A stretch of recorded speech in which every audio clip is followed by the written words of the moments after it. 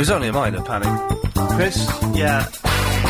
All right now? Yes, we're all right. It's enough of that, isn't it? So, I'm driving again. It's a bank holiday. Now, what that means is, it's Iain Lee, by the way. Good evening, and all that. You right? Yeah. I'm pushing the buttons this evening, which is fine. But it's a bank holiday, which means it's going to be quiet on the call. So, it's quiet in the office. Quiet in the office. No one in the office. No one in the studio. Steve Allen was a pre-record. No one on the streets? No one on the streets. No one anywhere. I'm going to turn this telly off. Yeah. Oh, no, I'll keep it on, because it might be something good on later. Oh, yeah. But if you'd like to join us on the radio, it's simple to do. It is hot in here, and whoever told us that the aircon had been fixed was talking out their backside. I could wedge that door open if you want. Well, there's no one here to make any noise, so yeah, No. if you wedge it open, boy. It doesn't matter if anyone comes in anyway. It doesn't matter. It's only a fire hazard. What are they going to do? Sack us? Maybe. Or they'll sack you? Oh. My job is safe. 0870 9090 973 is the phone number. The bank holiday shows are normally ramshackle affairs. Not just mine, but pretty much in the entire history of phone-in based talk radio shows, because there's not many calls. People are in an odd frame of mind, and there's normally a lot of people listening who don't normally listen. So, jeez. Hey, all right, mate. All right. Okay. This is the door wedge. Well, that's not going to work. It's not big enough. Stand out of the way. Out of the way. Yeah, no, out of the way of the door. Oh. Because you're holding the door open with your body. That's just going to push that. There you go. Shut that door, mate. No, there's a gap. There is a gap. It's a tiny crack. No air is going to fit through that crack. All right. Leave it to me. Do it with, can you not... Oh, don't put it on... Fire extinguisher? No, that has to stay there for, legal raison. With a chair... Right, do what? That door with the chair, that door with that door with the chair. Oh, yeah, okay. Okay. So, if you'd like to come on the show this evening, for the first 30 minutes of the show, we might do the first hour like this, just because... Don't worry, I can manage all by myself. Well, good, mate, because I can just about manage this all by myself. And if I sit by here... Right, well, first of all, you need... There we go, let it go. I have, there. That'll work. Does the echo from the speakers outside... Put your headphones on and you'll hear what I'm talking about. Yeah. Listen to the echo. Oh, that's good. It makes us sound like we're in the Royal Albert Hall. All right, then. Because it's only like a slight thing, but it's making our voices sound bigger. Yes. OK, 0870 9090 973 is the phone number. That's enough a preliminary out of the way. Let's deal with the main course. Line 1, you're on the wireless. I like the Black Eyed Peas. Of course, I was on a plane that Fergie from the Black Eyed Peas was not granted access to because either her or one of her entourage were boozed up on the drinks.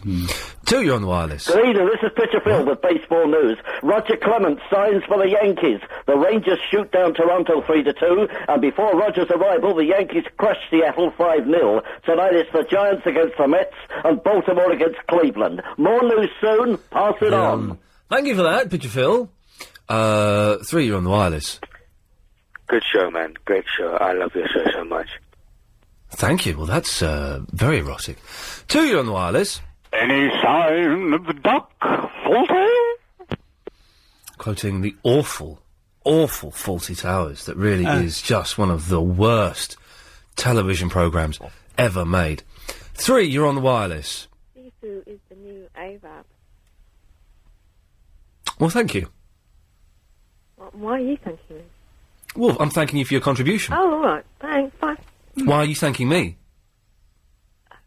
Because I love you. OK. I don't think you should have to thank people. So, anyway, there's a thing in the paper today. Sarah Beanie... Oh, yeah? From the property ladder. Her and her husband have never said they love each other. Now... No. So it got me thinking. There's still a chance for me. There is still a chance for me to wheedle my way in there. Her husband? No, with her. Oh, yeah. Yeah. What? 5, you're on the wireless.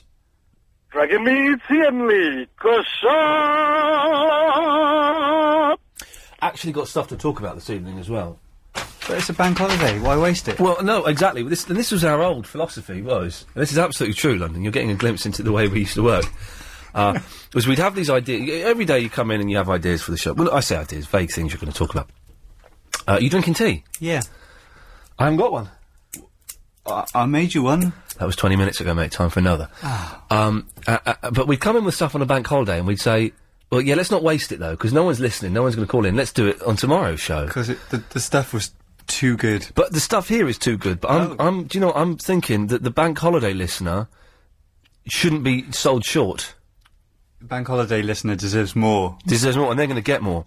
Including, It Was Ever Thus, Get Rid of Bank Holidays, Hawkeye, and Who Wants to Be a Superhero. Brilliant. It's going to be a good one. 9, you're on the wireless. Yeah, I just wonder if Drunken Quillen could give me a help here. Basically, I'm wondering, why is it kettles give out so much heat due to the element? What makes the shape of the element so great? Thank you. Drunken Colin was he asking for there? Well, kettles give out heat because you plug them in and turn them on. Yeah, and they boil. They boil. 5, you're on the wireless. Good evening. Good evening. Yeah, It's Harry. Harry from First. Yes, I knew that more than you, yes. Yeah, you, now on your, computer thing, yeah, could you change my name to South Park? Why would you want me to do that? Because, it flows better. It flows better than Harry, so you want South Park from Forest Hill? Yeah, no, just South Park. Well, I can't get rid of where you're calling from. Can I get rid of where he's calling from? You can, but why would you want to not say where you're calling from? Well, it doesn't matter, just South Park. Okay, it's done. South Park, Harry Hill. Okay. Thanks very much.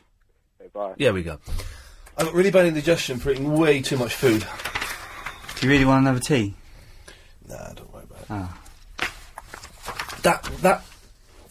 That reminds me, was good, wasn't it? With Anthony Costas. Reminds me that was on... Instead of the news? Yeah. It's a good one. Oh, It's a good one. Yeah. I like this selection. Right, okay. You're on... That reminds me. Oh, yeah? You're not. Oh. What 5 songs would you choose? Is it 5? I've never listened all the way through. I think it's about 5. 4 or 5. I used to like it when that woman used to do it. The mad woman from GMTV. Oh. What was her name? Oh, God. Because she's quite sexy. She's bonkers, but really sexy. Amazing body. Not Fiona Phillips.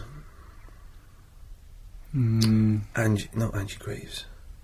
Who's Angela always on. Rippon. No. Oh, what was her name? What do you ask then? Oh, what was her name? Line 5? Yes. What was her name? I've not been listening. I've had the radio turned down because I've got something to say. Okay, then. You ready? Yes. Alan Joyce rocks the roadblocks. Okay. Who have we got on travel tonight? I don't know. Is there a travel fader? This one. This one. I've got to speak to them through here, but they can't speak back to me through this. No, but they'll. Hello, this is Iain in CR1. I've put your fader up so you can talk to me on the microphone. I wondered who you are today. Hello. Oh, that helps. So it's Alan Joyce then? Yep. Okay. is that Karen or Amanda? You've only said 2 words. 2 words. Right, it's Karen there, because she's...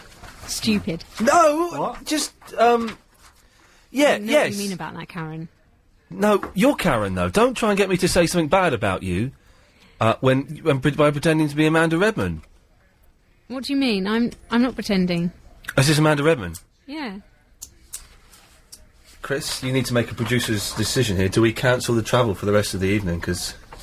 Have you got any travel? Yeah.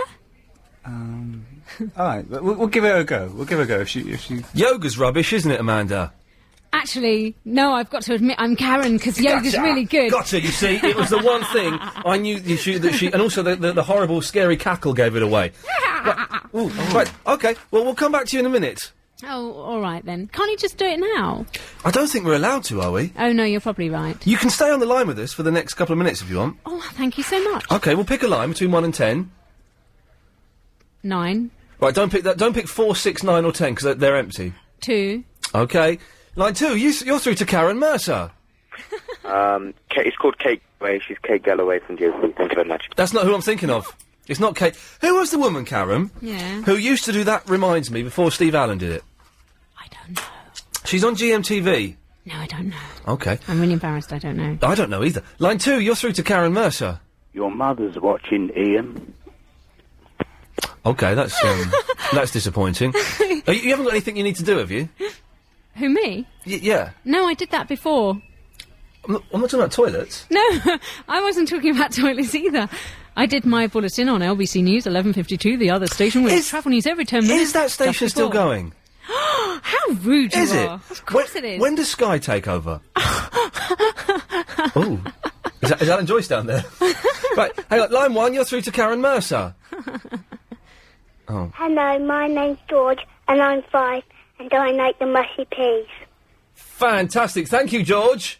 Bye. Bye-bye. Well, there you go, you see. What are we going on about here? This is so surreal. It's a bank holiday. I'm going to take one more call, then we're going to do your travel, all right? Okay. And by the way, the people in the regions don't know who you are. Oh, yes, that's true. That's bad, because apparently their travel people are rubbish.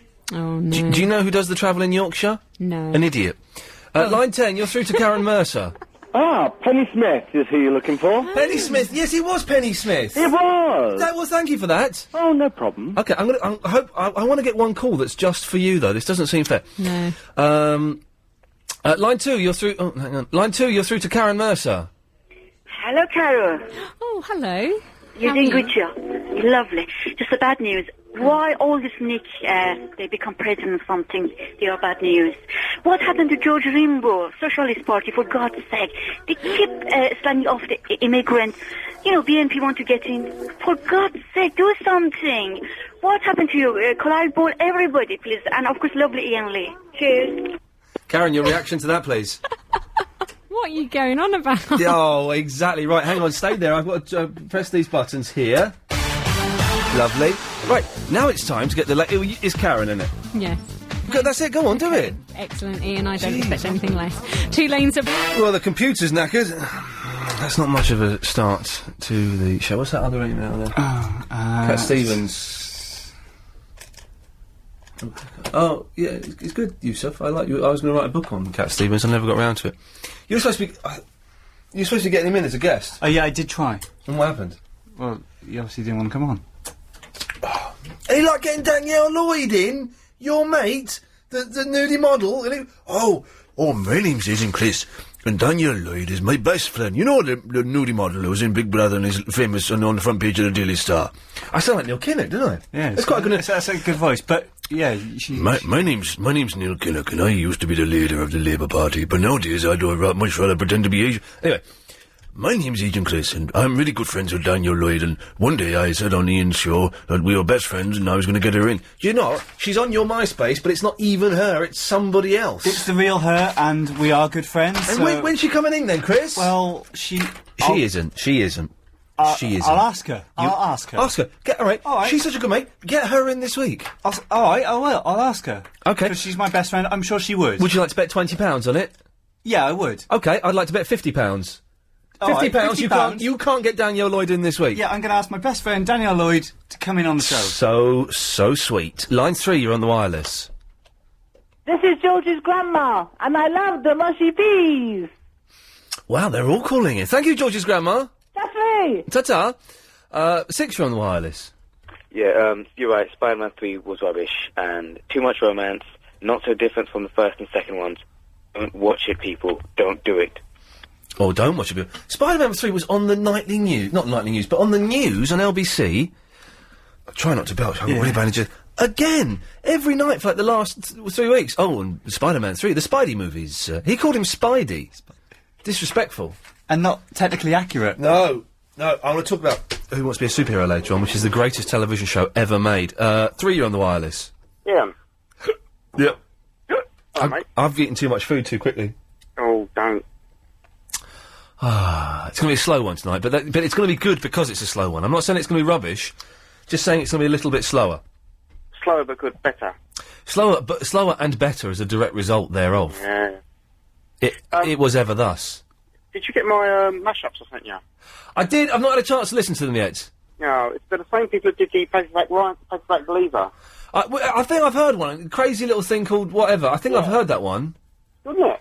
Yeah, some of them work, some of them don't work. There's a brilliant one with Hey Bulldog mashed up with a gentleman called Skilo, who's a rap artist. I wish I was a little bit smaller. I wish I was a taller. I haven't heard that one. It's brilliant. It's brilliant. And there's also a really good one, which sounds like it's going to be awful, but it works. Is what's it called? I can't remember, but it's Day Tripper mushed up with Heaven is a Place on Earth by Belinda Carlisle. Day Tripper, Heaven is... What, this one? Sweet.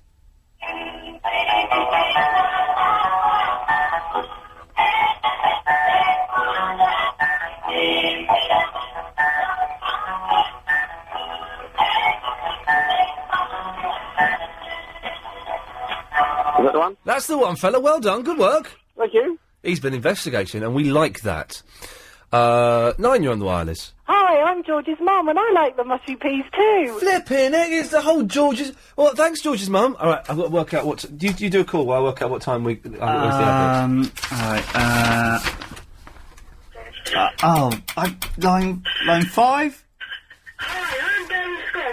Oh, I think I've muffed it up. Oh, hang on. Line 8?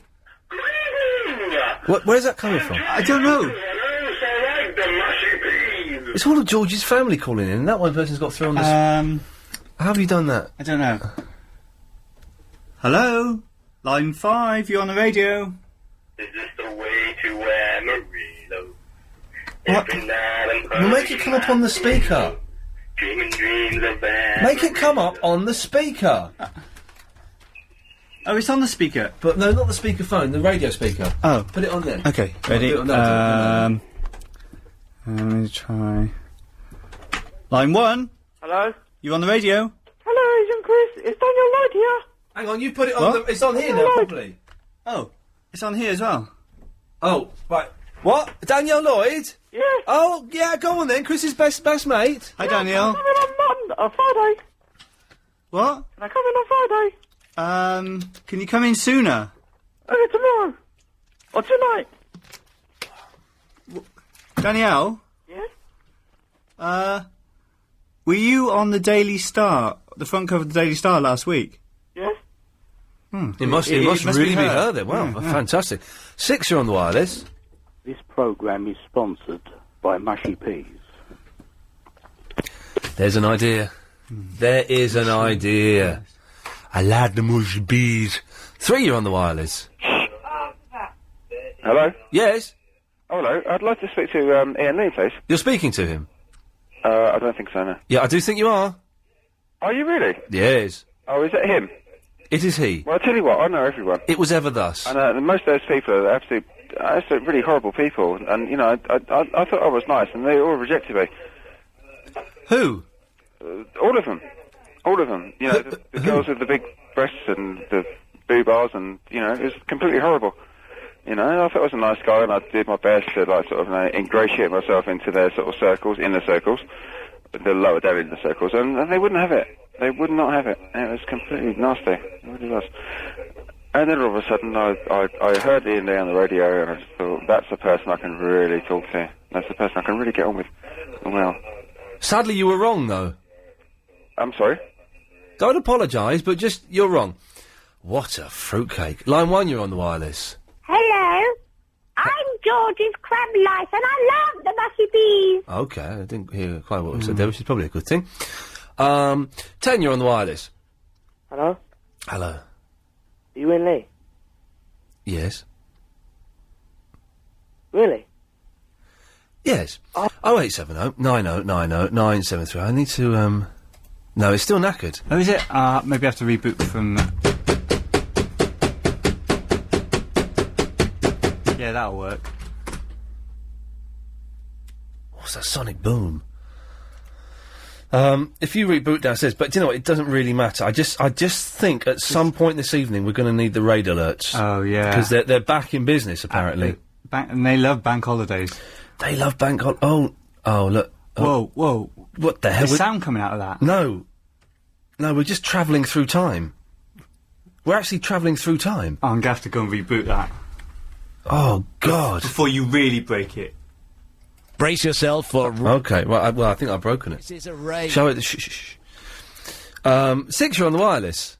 Yeah, I'm sitting here with my ex-wife. I just phoned you a little while ago and you told me not to apologise, so I'm not apologising again. That's the last way. I'm never going to apologise. But I'm sitting here having a drink with my ex-wife. Is that wrong? I didn't ask you to apologise. You apologised to me. I know. Well, I won't apologise again. Good. I won't do that. Will you apologise to me? No, not in the slightest. Well, you should do. But I'm. No, why should I? Drinking cider. Why should I? Well, do you drink? Do you want to drink cider? I don't drink. You don't drink? No. Oh, maybe that's the way you've... Oh, my gosh, you're incredible. You really are. Well, it does mean I can string a sentence together, I so... think you should talk to my ex-wife. No, she's a Samoan. Okay, I don't wish to speak to either of you. You sound horrible, horrible people. Thank you. Oh, thank you. Yes.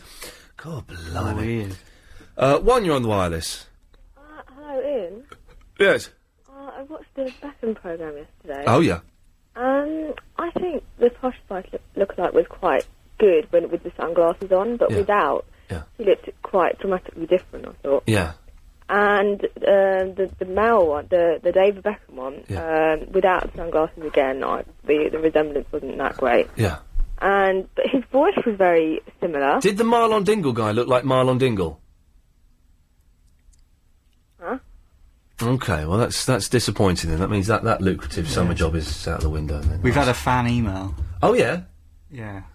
You and Agent Chris are sexy, and there I want to have sex with you both together and lick your bleeping bleeps from James. Thanks, James. Thanks, James. 10, you're on the wireless. I watched that thing about Victoria and David Beckham when in Hollywood. Were you on it? Yes. It was kind of good. Okay, well, thanks very much for that. 5, you're on the wireless. Good evening. Good evening. Ian, Aye. what's this dragging me? It's Ian Lee. I don't know what you're talking about, sir. Is there any story behind this? No story. There's something you know which we don't know? No, sir. You want to tell us something? No, sir. I like mushy peas. Okay, it's gonna be, it's gonna be... Look at the state of him, he's crazy, that guy. Yeah, bank holiday. Let's take one more on it before the, 8, you're on the wireless. Guess you got a wink off a lady. Hey, well done, that's My cereal. Yes, well remembered. That's an old one, isn't it? Okay, we'll have a breather. Can we do this for another half an hour? Because I suspect it's going to be an unruly show this evening. Yeah. And also, it's just the two of us. There's no one in the building. There's no one actually listening apart from those 8 people that are on the switchboard now. Oh, okay. And James, who's emailing in. So 0870 9090 973. On the 8th of We haven't got any travel, have we? No, we haven't. So then why is the travel bit come in? And that'll do it. Wicked. Nice. Stories for you now. The mother of Miss Grub! And the Burley computer's broken with all the clips. Yeah, I'm going to go and phone... Your fader was down for a reason. Oh. Well, I'm going to phone the engineering dudes and find out where the button Okay. is to reboot it. Quickly. Alright. Chaldy. 0870 9090 973. It means that I'm officially alone. Oh, I've not eaten all day, right? And, Chris, you can do it in here. God, do you not know how this works? I've not eaten all day, and then on the way into work we stopped off at a Tesco's garage, and I had a cheese and onion sandwich, which tasted very metallic. Those sandwiches are metallic. Then I had a big Ploughman's, BAP. Yeah.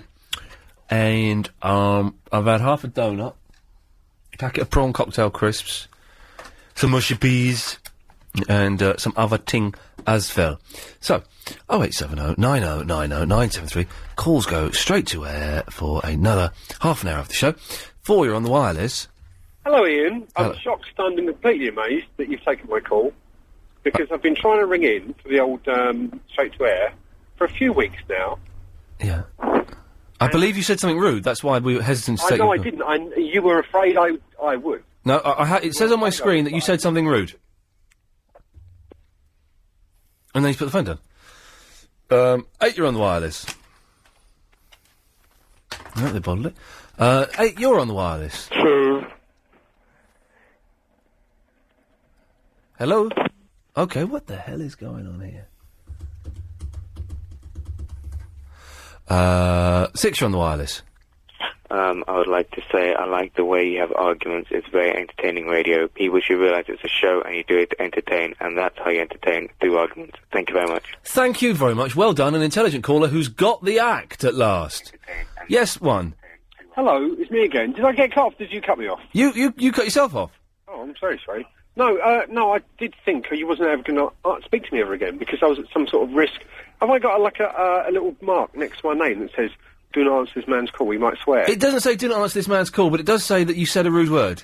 I did not. So you were frightened I was going to say a rude word. No, it says on my screen that you said a rude word. No, you said, "I'm getting rather uncomfortable with this call, I'm going to cut you off." You did say a rude word, I remember the call. I remember saying, "How rude could you say? What's the rudest word you could say?" Well, exactly, and then you took... I didn't say it, though! You did say a rude word. No, I didn't. Where the reboot button is for the... Chris, can you do that outside, mate? I am! But, do you know what I mean? I'm doing the radio now, I'm having a row with Neil.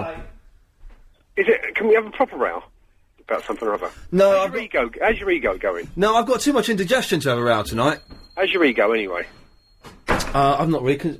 Will you shut up? I don't know what you mean by... I don't understand the question. Well, no, because you are the Iain elite. Right, it's been massaged lately, hasn't it? With the ratings. When do the figures come out, by the way? I don't know. I think it's Thursday, actually. I'm not sure. Is it this week or next week? Are you nervous? Times like this, do you get nervous just before, or you can't? Or you going? Oh. Do you know? When I did the drive time, I got nervous. In this slot, I'm not that bothered, to be honest. You're really not that bothered. I'm not that bothered, really. It would be. They could probably go down this time a little bit. But to be honest, they couldn't go. You know, the 8 o'clock hour didn't really get many listeners anyway. I think you got like 16,000 between 8 and 8:30. So there's not that many to lose. Are you anywhere near what you used to have on the old drive time? Oh no! I mean, by the end of drive time, it was peaking. I think about 67,000 or something. And we're nowhere near that, and we won't get anywhere near that with this slot. This slot, it's a good one for phone-in radio, but. In terms of listener numbers, you won't get that many because people are watching the telly, putting the kids to bed, having dinner, and it's summer coming up, so people are going to be out and about. So what are you going to do then?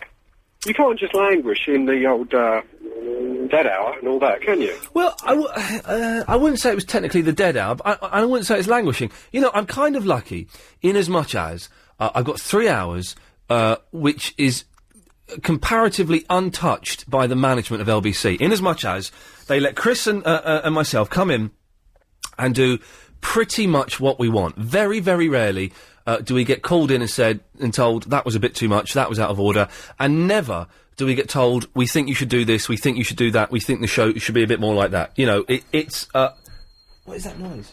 What's that noise? It's me. Okay, it's you know, so we're lucky that we're kind of left alone. Yeah. But did it ever come? Do you know tell the truth about why they moved you? Do you know exactly why they moved you? I don't know I don't know why they moved me. What do you reckon? Oh, it would be inappropriate for me to hypothesise on the wireless. You're breaking up again, Neil. No, I'm right indoors now, so I've got no signal. Okay, well, listen, nice to talk to you. Okay. Oh, right, you go. Ta-ta. 0870 90 90973 is the phone number. Go, let's have a look at the emails. Go on, see what we got. All right. See what we got. It's going to be one of those shows tonight. Well, James is very, very keen on us. Very graphic. Oh.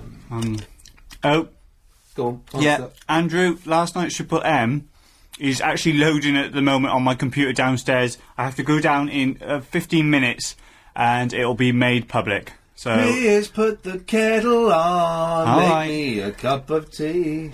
God, James is keen. Choldy. Yes, I did, Kieran. James is... oh dear, I'm getting a little bit aroused by James's emails. Agent from Ades, Agent Chris, stop following me, you perv. Well, I'm not following him, I'm here. Well, I don't know you're here. Right. You've been eating lately and you're looking a little chugger for... I'm getting fat. I thought you were exercising more. I am, but it's... Look at that, where's that come from? Go on, line 9, you're on... no, you're not. Line 9, you're on the wireless. Been around the world, I can't find my baby. I don't know and I don't know why she's gone away and I don't know what I can say. I find him. Lisa Stansfield. Yeah. Line 1, you're on the wireless. Okey-dokey. 4, you're on the wireless. Alas, for this grey shadow, once a man, so glorious in his beauty and my choice, who madest him my chosen, that he seemed to his great heart another than a god. I'd ask thee, give me immortality. Then didst thou grant mine, asking with a smile, like wealthy men, who care not how they give. But thy strong powers indignant worked their wills, and beat me down, and marred and wasted me. And though they could not end me, left me maimed to dwell in presence of immortal youth. Immortal age How do I put the voice disguiser on? Can I do it in this studio? Is it the other studio? You can do it on this. What do I do? Even now, close over us the silver star, thy guide, shines in those tremulous eyes. Yeah. Tears to hear. Hang on, let's do that one. Let me go. Take back thy gift. Why should a man desire in any way to vary from the kindly race of men? Or pass I think it only works on one of those ones. But it all must meet for all. A soft air fans the cloud pop. There comes a glimpse of the dark world around. You know we're doing...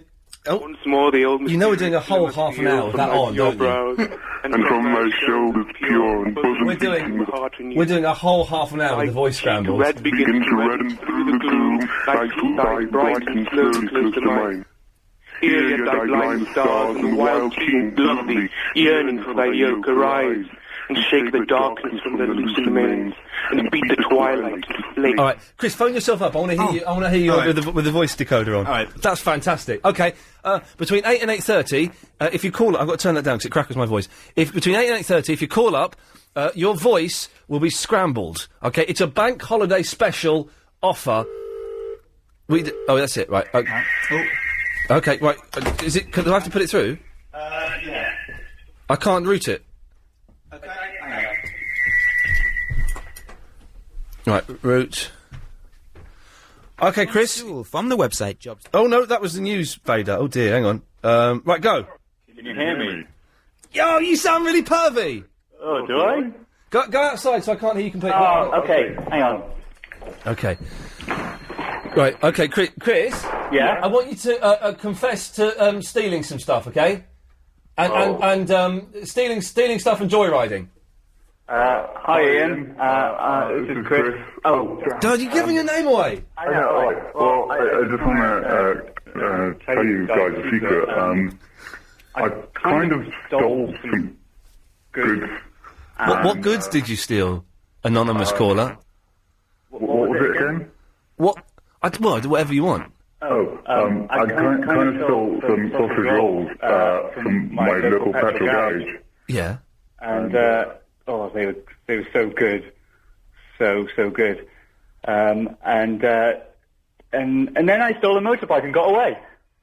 Nice one. Well, thanks for that, anonymous caller. I just... oh, no! What?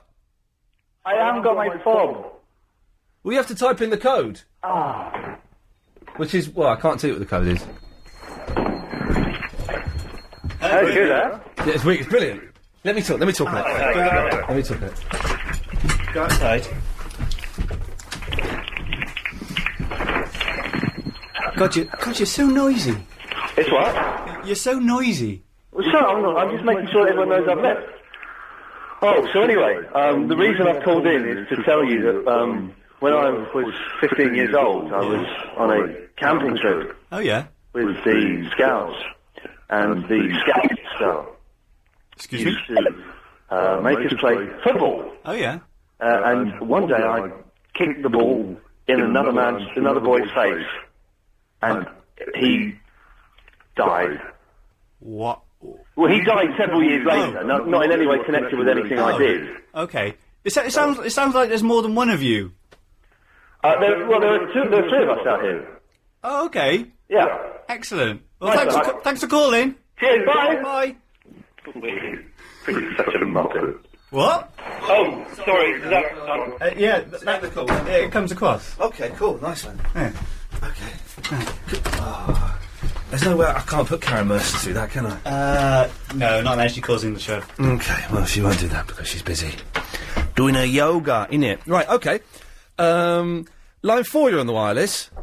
Welcome to Pervert's Town of Love. Oh, it makes mediocre calls fun. Line 2, you're on the wireless. Hello. Hello.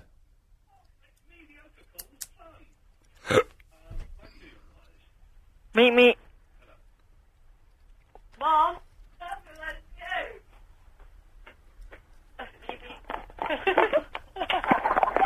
Hi, Ian. Hi. Oh, Okay. 9, you're on the wireless. Hi Ian, how's it going? It's all right. Good. I've got a story about my friend Leon. Okay. I'm gonna say his name because he needs to get named and shamed. Excellent. Line 3. Oh, we didn't get his story. Balls. Line 3, you're on the wireless. It's not the Japanese way, but God, do I like it. Oh, you dirty, dirty sausage. What does Kenneth Toole want help with? Yeah. Oh, God. I'm not going to play. I'll play Beers for Banana later. I played too much music last night. Oh, God. I'm going to email this James Tapping guy and at least get a contact number because I can think of worse ways to spend an evening. Oh, email me as I have a question for you now. Yeah, I know what the question is, James. Right, okay, let's boot up the computer. Are you ready, Karen? Yes, I'm ready. All right. Got to find. I'm doing the driving. I just got to find the button. Is that what you say every time? It's not a sexual reference, Karen. No, that wasn't a sexual reference. Why? Don't like. I've done it before. Good. Didn't you do it like half an hour ago? Yeah, I know, but something has happened to me that has made me forget. Oh, I know what you're looking for anyway. You're not looking for the button for the bed or the jingle or whatever. You're looking for the button for Alan Joyce. I've got Alan Joyce's button. Alan Joyce's button is always queued up, ready to go. Alan Joyce. Yeah, so he's always there. In fact, let's get the travel news from Alan. Charlie Brown's Roundabout Travel Centre. Joyce, near the police station. Welling, Joyce. Because of a crash Oh, there. you snorted as well. Amanda Redmond snorts. Well, you do that to us girls, you know. Well, I make you snort. Yeah. Oh, God, that's unattractive. Yeah. Can you come up later on and show us some yoga? No, I've got a skirt on today. That's why. Because my trousers were why split on the way to work. Oh, you're putting on weight? Are you putting on weight, Karen? No. No. No. I can't believe... I found it, shut up! Yeah, go on, get on with it. I ain't got too much time now. This is Karen Mercer in the LBC 97.3 Travel Centre. Ow. What's that noise? Oh, it's just my headphones are really loud. Okay, 0870 9090 973. We decided to take your calls straight to air for an hour. Not because it's lazy. One, you're on the wireless. Hi, I'm Barry Scott. Remember me? 7, you're on the wireless. I tried the mushy peas, and I don't like the mushy peas. I just can't get with the mushy peas. Oh, you fool. Have you ever had mushy peas, Chris? Yeah, once. They're nice, huh? They taste of mint. Well, you had minted mushy peas. I don't like that. No, I don't like minty peas. Why do they make peas minty? That's wrong. But mushy peas, which I like, the mushy peas, from a chip shop, where they're, like, frozen. And they're Frozen? They're frozen. They're in a little cup, then they put them in the microwave for a minute. And then they come out tepid. It's nice. And it's like a lime green. It's like a lime green, but it's like and it's like a solid lump. It's like a mushy lump. It's dirty, is what it is. Line 6, you're on the wireless. Hi, it's George's dad here. Just to tell you that I enjoy mushy peas too. Thanks. Thanks to the George family. 1, you're on the wireless. Hello. Hello. This is Dr. Sumrita speaking. Hello, Dr. Sumrita. How are you, sir? Excellent. Good stuff. My friend introduced me to a radio station. Yes. What's your friend? He's not Dr. Rahim, is he? No. I like to meet Dr. Reem. He's a very nice man. Sounds good, eh? Yeah. I come Mumbai, you know. 2 days ago. And I coming and I enjoying show, I listening, and today very good. Well, thank you, Dr. Sumrita. Yeah, I see you on TV the other day. All right. Or with, the Beckham, the guy who wants to look like Beckham. Yes, yes. I see you trying to sit in Lamborghini, eh? Yes. What you doing, GMTV, man? Sorry? What are you doing on GMTV? I'm not on GMTV. You were? Oh, did they show it on GMTV? You went on GMTV with that woman and No, that... I didn't go on the GMTV. You were on there, I saw you GMTV. I didn't go on there. They may have shown a clip of me, but I didn't go on there.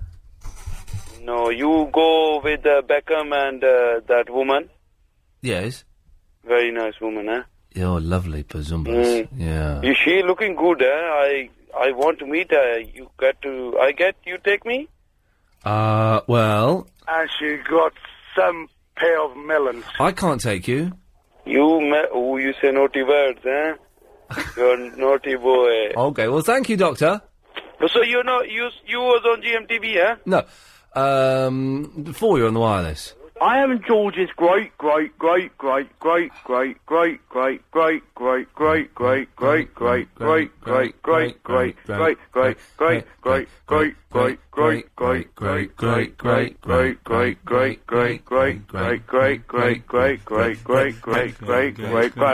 Yes. And I'm his sister as well. Bye. Line 1, you're on the wireless. Hi, have you seen the new Transformers trailers on Yahoo? Oh, well, Chris and I went and saw 25 minutes of the film a couple of months ago. What did you think of it? It looks fantastic. Oh, yes, I have to concur with that. It looks really good. It was ever thus. It was what? So, yeah, it looks good. They made it a little bit comedy, I think. Yes. Which I'm not sure I agree with. Well, I don't think it's a kiddie version of it, that's for sure. Well, I disagree. I think it is slightly kiddies' version because there was lots of jokes in it with the bits we saw. Did you not see the bit with the swimming pool and the little girl then? Oh no, I didn't see that bit. Yes, I don't think that was definitely not an under-18 bit. Okay, it's going to be good. When does it come out? July, is it? July the 4th, I think, and it's going to probably be the best film. It's better than Spider-Man 3 at any rate. Oh, I can't be bothered with that rubbish. Well, they haven't put any of the decent villains from Spider-Man in it yet. Who is a decent villain from Spider-Man? Well, I suppose Doc Ock was one of the best ones. Doc but Doc Ock. Doc Ock? Octopus. Oh, yes. Yeah, but they didn't really do him very well, did they? So. No. All right, cheers for that. Thank you. It is worth looking out for, that Transformers, la la la la la, yeah, they call him Stingray. Line 6, you're on the wireless. Ian.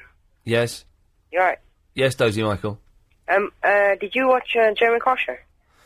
Today? Yeah. No, I missed it. Oh, it was absolutely brilliant, I'm telling you. Well, what happened? Who did they have? Some 8-year-old kid, right, and he was on drugs, and his mum gave him money to get the drugs. Brilliant. Because if his mum didn't give him money, then what he would do, he would hit his grandma and his mum, and You shouldn't laugh, but... he would smash the whole house up if he didn't get the money. Brilliant. And I think Jeremy Carr's absolutely brilliant, I'm telling you. Jeremy Carr is a genius, and it's only in the last week I've worked this out. He's a genius, and we're trying to get him on the show. I think it's unlikely we're going to get... Have you heard any more, Chris, about Carr? No, I'm still waiting for a reply from his agent. Okay. I think he's a genius. It's like the kid was swearing, he was like saying F-words and all that, and Jem was like, don't swear. He was like, the kid was like, what's swearing got to do with it? He goes like, well, it's my show and I don't want to swear, so stop swearing. And everyone started clapping. It was absolutely brilliant today. Well, Dozy Michael, thank you for that heads up there. Let's go to 5, you're on the wireless. Hey, Ian. Hi. Speaking of Jeremy Carl, you do know you're the best thing on the radio since Capital Confessions. Well, thank you very much for that. It's true. And speaking of large melons, yes, are you still in contact with the weather presenter on Rise? Oh, Zora Suleiman? Yes. Well, do you know what? She texted me maybe a couple of months ago. So you're still in physical contact with her? I am still aware. I have her phone number if you want it. I'd love it. Oh, I've got to go and play some ads. I'm so sorry. Order! Ooh.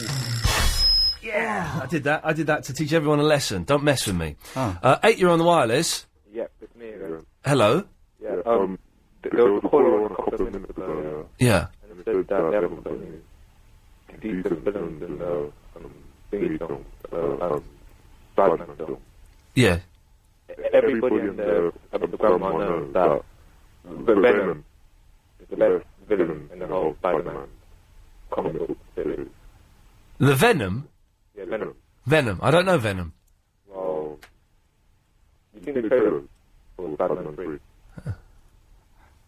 This thing with the coded voices. I don't think it's going to work, because I can't understand what South Park's saying. I didn't understand what you were saying before you put the voicegram on. Okay, well, thanks for that. Okay.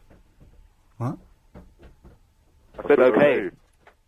Do we speak louder? Because I'm kind of like I'm trying not to stutter too much. I'm trying to. I'm not getting any of this at all. You got an email from if you read this, you are gay.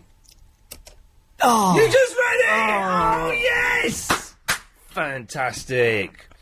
Tim, schoolboy error there. Line 6, you're on the wireless. Hi, Ian. Hello. How are you? I'm all right. I've got really bad indigestion. Oh dear, why? Too much food, too quickly. You got to be careful, mate. I've got to be careful. The reason why I called is I work for a health club in Muswell Hill. All right. It's a famous one, just by the back of the palace. Oh, is it? Are you dragons? No, that's crap, mate. Okay, well, okay.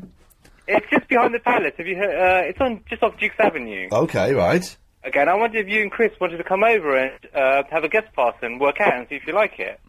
And then if we like it, what do we get for free? You get a day free, mate. We get a day free. Yeah. A day of exercise for free. Hang on 1 second. I'm just gonna. What's your name, my friend? My name's Shabir. Shabir. Chris, come over here. Come Yeah, over here. yeah. Shabir, Alright. say this, so this guy is saying, if we go to the gym, which is quite near me, it's not that near you. No. Would you be able to pick me up? Not really, because it's it's near me. Okay, that's not in his favour. We get a day free to do exercise. Now, bear in Can mind. I mention the club's name? No. Bearing in mind that would only do like 35, 40 minutes. Yeah. And also, I'm a member of another gym. Oh, yeah. So should we tell him that? I mean, if you want to, we'll do it. I'm not really. What if he's making all this up as well? You know, he might just want to... What if you're making all this up as well? I'm not making it up, mate. He's not making it up. Oh, okay. Well, then, I'll tell you what, I'll send you 2 guest passes in the post and you decide. We can't say fairer than that, but we don't. But can you really get fit on just one day's exercise? No, you need at least a couple of weeks. I think you need about 6 months. Yeah, should we tell him? Oh, you can have we'll have it open for a year, so you can use it whenever you want to. It's fine. But it's only 1 day in total, isn't it? It's 1 day in total, yeah. But you can spend the whole day there working out. So could I do like an hour one day, and then like an hour another day, and then an hour another day? Well, for like 24 days. For 24 days. Ah, yeah. Well, you know, not worth coming in for an hour, is it, Ian? Because by the time you change and go for have a steam or something, it's time to go back out again. Yeah, in that case, it's probably not worth coming in at all. Okay, well, thanks for the offer. That's okay. There we go. Oh dear. Oh, there it is. Okay, we'll go back to normal. Well, let's just do one more, shall we? Go on, line 1. You're on the wireless. This is the ward where happy people are. If only it were true. If only it were true. Okay, 0870 90 90 973. If you phone up now, you speak to Chris. Oh, yeah, I got to go next door. Thank you. And he'll call you back. We have actually got stuff to talk about. I'll tell you what that is after the latest LBC 97... Oh, forget it. Conversation. LBC 97.3. Iain Lee's Good Evening. But why... So you're not supposed to feed Fred to ducks? No, you're not. You can feed them a bag of spinach or something like that. Who feeds a bag of spinach to a duck? Someone that doesn't want to hurt the duck. But I don't want to hurt a duck, but I feed it bread because they love the bread. It's that old bread, and they come over and they want the bread. They love it. Everyone thinks they're doing something really nice when they feed the ducks bread, but they're not. They're hurting them. They give them angel wing, an aeroplane wing, and an angel wing and aeroplane wing are the same thing. And what does that mean? Or the RSPB. Yes, and them, and I asked them, and I asked the RSPCA, and they told me all about it, and they said it encourages rats as well, and they said it's like feeding children chocolate all the time. Like a little Kids love chocolate, though. Yeah, it might be okay a little bit as part of a well-balanced diet, but it's not good to keep going down to the ducks and feed them loads of bread, like these people with whole loaves and things like that. And they sell the bread in Groveland's Park for 40p a loaf. But are you saying that if a rat came along and had a fight with a duck... the duck would lose. It would look wicked, though, wouldn't it? It would look wicked. A rat and a duck fighting. I thought you were vegetarian. I'm not going to eat the rat or the duck, but it would look wicked if but I thought you'd support me on this one. Okay. Are you going to feed the ducks bread again now that you know it can really hurt them? Yes, I probably am. Why? But I don't believe you.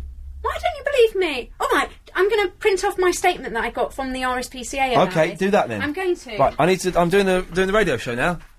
Need to do that. Okay. That was Karen Mercer. And she says you're not supposed to feed ducks bread. Did you... slamming the door, she's getting stroppy. Did you hear that, Chris? What? What? Yeah? Oh, okay. Oh, you're really quiet again. Hang on. I've got to assign you, haven't I? Talk. What was Karen banging on about? Put your mouth near the microphone. Oh, what was Karen banging on about? That's lovely. So, is that true that you're not supposed to feed ducks bread? Because that doesn't make any sense at all. My whole life has been spent feeding ducks bread. Not my whole life. I've got really bad indigestion. I swear to God, I'm going to... There's no one phoning in, Chris. I might as well just... Recommendations for bravery. Oh, that's the news, isn't it? I might as well just talk to you. All right, and what do you want to talk about? What, the ducks? She's going to bring me up a statement from the RSPB. Who are they? The Royal Society that protects birds. Oh, yeah. I fed ducks. Bread? Yeah. Exactly, me too. It's going to be, it's going to be a slow show tonight. Yeah. 0870 90 90 973 is the phone number if you want to take up. Let's go to Advice Boy. There's not a Vice Boy here. Oh, who is it then? I'm pretending to be a criminal. Okay, sorry. Oh, sorry. Hang on. Right, hang on. Okay. Let's go to a criminal on line 10. Hello, Ian. Hello, criminal. Can I confess something that I've done 10 years ago? Yes, please do. I murdered my mum and my dad. Well? And I killed all my family. Wow, that's horrific. Yeah. And I was on the run now. I'm on the run still. Okay, well, we will have to hand your phone number into the police. Advice, criminal. Oh, no. Yeah. Don't do that, please. I'm afraid we have to do that. Thank you for that. If you want to have your voice scrambled during this evening's show, you can do. John's in the Hendon. Ian, can you hear me? Yes? I remember a few months ago you said you didn't like Crackdown very much. Hang on a second. Crackdown? Hang on a second. Oh, hello, Clive. Sorry, you're right. I thought you were Karen Mercer coming in to drop off some nonsense that you're not supposed to feed ducks bread. She's weird, isn't she? Yeah. You having a nice bank holiday? Yeah, it's all right so far. Yeah. All right, see you later on. It's Clive Ball there. We've got the doors open to this studio because the air conditioning has gone. I don't quite know why, but it means people can freely come in and pop in, which is fine, because there's no one in the building. John, I don't know what you've been doing today, but I've been working today. Well, I mean, I've been working this evening. There's no one in. Okay. Everybody thinks, it's a bank holiday, I'm going to bunk off. Now, here's a question for you, John. What's the point of having a bank holiday? Absolutely no idea. Ask the banks. Well, exactly. It's an old-fashioned, out-of-date concept that bears no weight on what's going on in today's society. Let's get rid of the bank holidays, because it means they show The Love Bug on ITV probably, and that's it. And everyone takes a day off work. But lazy day. It's a lazy day. I mean, I had a very nice day. Don't get me wrong. I was looking after my 2-year-old nephew Dylan. And we were playing, and we were climbing up and down stairs, which is always good fun if you're two, and we were having a little bit of a tickle fight, and then he got my, what do they call those, draft excluders? Got a big draft excluder and was pretending it was a snake, and kept going up to us and going tss, like that, and we had to pretend to be scared for an hour. And then we read a story about a blue kangaroo, and he counted. I heard him count for the first time, and he can sort of get to 8, but he gets a bit confused in the later numbers, because it's a little bit tricky. Well, I went to go and see Spider-Man 3. Oh, okay. Was it as rubbish as I'm expecting it to be? It was pathetic. There we go, you see. It was on the news again this evening. LBC loved the Spider-Man films. Thank God they're talking about Lost now, which is a little bit cooler. The ending was amazing, though, I have to admit. Okay, well, don't... As tempted as I am for you to spoil the ending for... I won't. But it's just one of those films you have to see. Okay. Oh, what do you mean you have to see? Yeah, like all the Marvel films, you just have to see it. Why do you have to see them? They're wicked. Superman, Spider-Man, they're cool. But Spider-Man 3, as you just said, is rubbish. Everyone loves Spider-Man and Superman. Hey, I tell you, okay, have you got the Sci-Fi Channel? No. Okay, everyone needs to go out and get the Sci-Fi Channel, because I have seen, this weekend, the future of television. I've seen the best television programme in the world, okay? Go on. Have you heard of a man called Stan Lee? No. Okay, and yet you're into your Marvel superheroes and stuff? Yeah. Right. He invented Spider-Man, he invented the Incredible Hulk, he invented the Fantastic... He was in every single film, but, like, in the background. I don't know if he's in the films, but he invented the Fantastic Four and he invented the X-Men, right? Yeah. He's got this new TV series called Who Wants to Be a Superhero? Okay. And what happens in it is there are 12... Hello there. So, thank you. You've actually highlighted bits. Yeah. Do I have to read this now? Have you seen Who Wants to Be a Superhero? Who Wants to Be a Superhero? What is that like, Who Wants to Be a Millionaire? But with superheroes. It's brilliant. Oh, no, I haven't. Okay, you couldn't get us a cup of tea, could you? No, I can't. Oh, that was... well, okay. I'll read this in a bit. I can't read all of this out. Well, no, don't read all of it out. What you're meant to do, like, you're a really good presenter and everything, aren't you? You just, like, pick out the bits you like, but I thought I'd make it easier and highlight the bits that I like. Those stairs are steep. Oh, hang on. Here we go. Yeah. Oh, hang on a minute, Karen Mercer.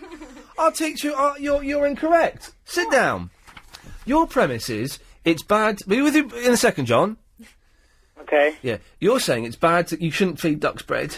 It says it's... You said, no, bit. you said you shouldn't feed ducks bread, okay? You shouldn't, no. Okay. The document you've just given me, from the RSPB's Wildlife Inquiries team, there is nothing inherently wrong about bread as duck food. That's correct. Completely shot your argument down. There's nothing inherently wrong with bread as duck food, but then it goes on to say... As long as it's only one component in a varied diet. Exactly. Well, then it's up to the ducks to get the other components and make their diet varied. It's not up to me. But if you see that there's loads of bread that's been fed all around, it's like giving humans cream cakes all the time. That's what it says. But then it's up to the humans to go and get the other cream, to get other vegetables. Cream cakes. To get other vegetables. Well, read that whole thing, it really makes sense. Oh, look, you've just copied that about cream cakes from there. No, it has spelled... Nowadays you can buy special duck food from a number of outlets. That's like encouraging you to buy the special food, not to give it's them this bread, sentence which that is you... like cream it's cakes. this one sentence you haven't highlighted that is the important one. Oh, of course I'm It's the one sentence you've not highlighted because it's the one that says your That argument doesn't is support my nonsense. argument. There is nothing inherently wrong about bread as duck food. Karen, you're embarrassing That's it, not a Karen. sentence, that's a comma there. Yeah, Karen, There is nothing you're inherently embarrassing wrong yourself. with Hasn't there been an accident on the M3 or About something? bread. You need to go and Just be thank quiet. Where's you. anyone got a fuck here? What did you say? I want to put a sock in your mouth. She said sock. Okay. What did you think? It's funny how sometimes an I S. think you might be right about the accident. Read that. Yeah, thank you. Right, Iain! Don't waste paper like that. What are you like with ducks and trees?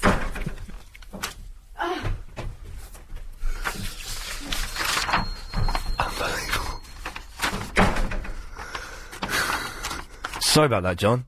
Okay. She's a little bit sensitive, wasn't she? Anyway, so, right, this programme is genuinely brilliant, and if anyone's got the Sci-Fi Channel, watch it. I've started Sky Plussing it, I love it. There are 12 contestants, there are normal people who have come up with and designed their own superhero, their costume and their powers and their names, okay? The winner gets a comic made about them and a TV film made of their superhero, and they each episode, they get a different task they have to do, that at the end, three of them get nominated and one of them gets evicted, okay? The first task was they had to turn up in town in their normal clothes, and Stan Lee said, right, what I want you to do is you've got to get changed without being seen, and then run back here. The person that does it the quickest wins. Okay? It's dead simple, right? So they've got to change into their superhero costume without being seen, then come back. Okay? But around the course, it was in the middle of town, they planted a little girl who was crying because she'd lost her mum. And most of the superheroes ran past her, but 4 of them stopped to help her. And it was a trick, and they all got extra points. John? Yeah? Okay, I don't think John was as taken with Who Wants to Be a Superhero as I was. I thought it was genius. 0870 90 90 973. Ducks and superheroes seems to be the main thrust of this evening's show so far. It's time now for the latest LBC 97.3 travel news with Karen Mercer. Well, the M3 situation is now back to normal as you head into town from evening. Home of the hits. Yes, Rachel's in the Kentish town. Hello. Hello, Rachel. Hello. I want to speak to you about the birds. Yes. You're rattling on to Karen about how... Oh, hang on. So what's this on line 3?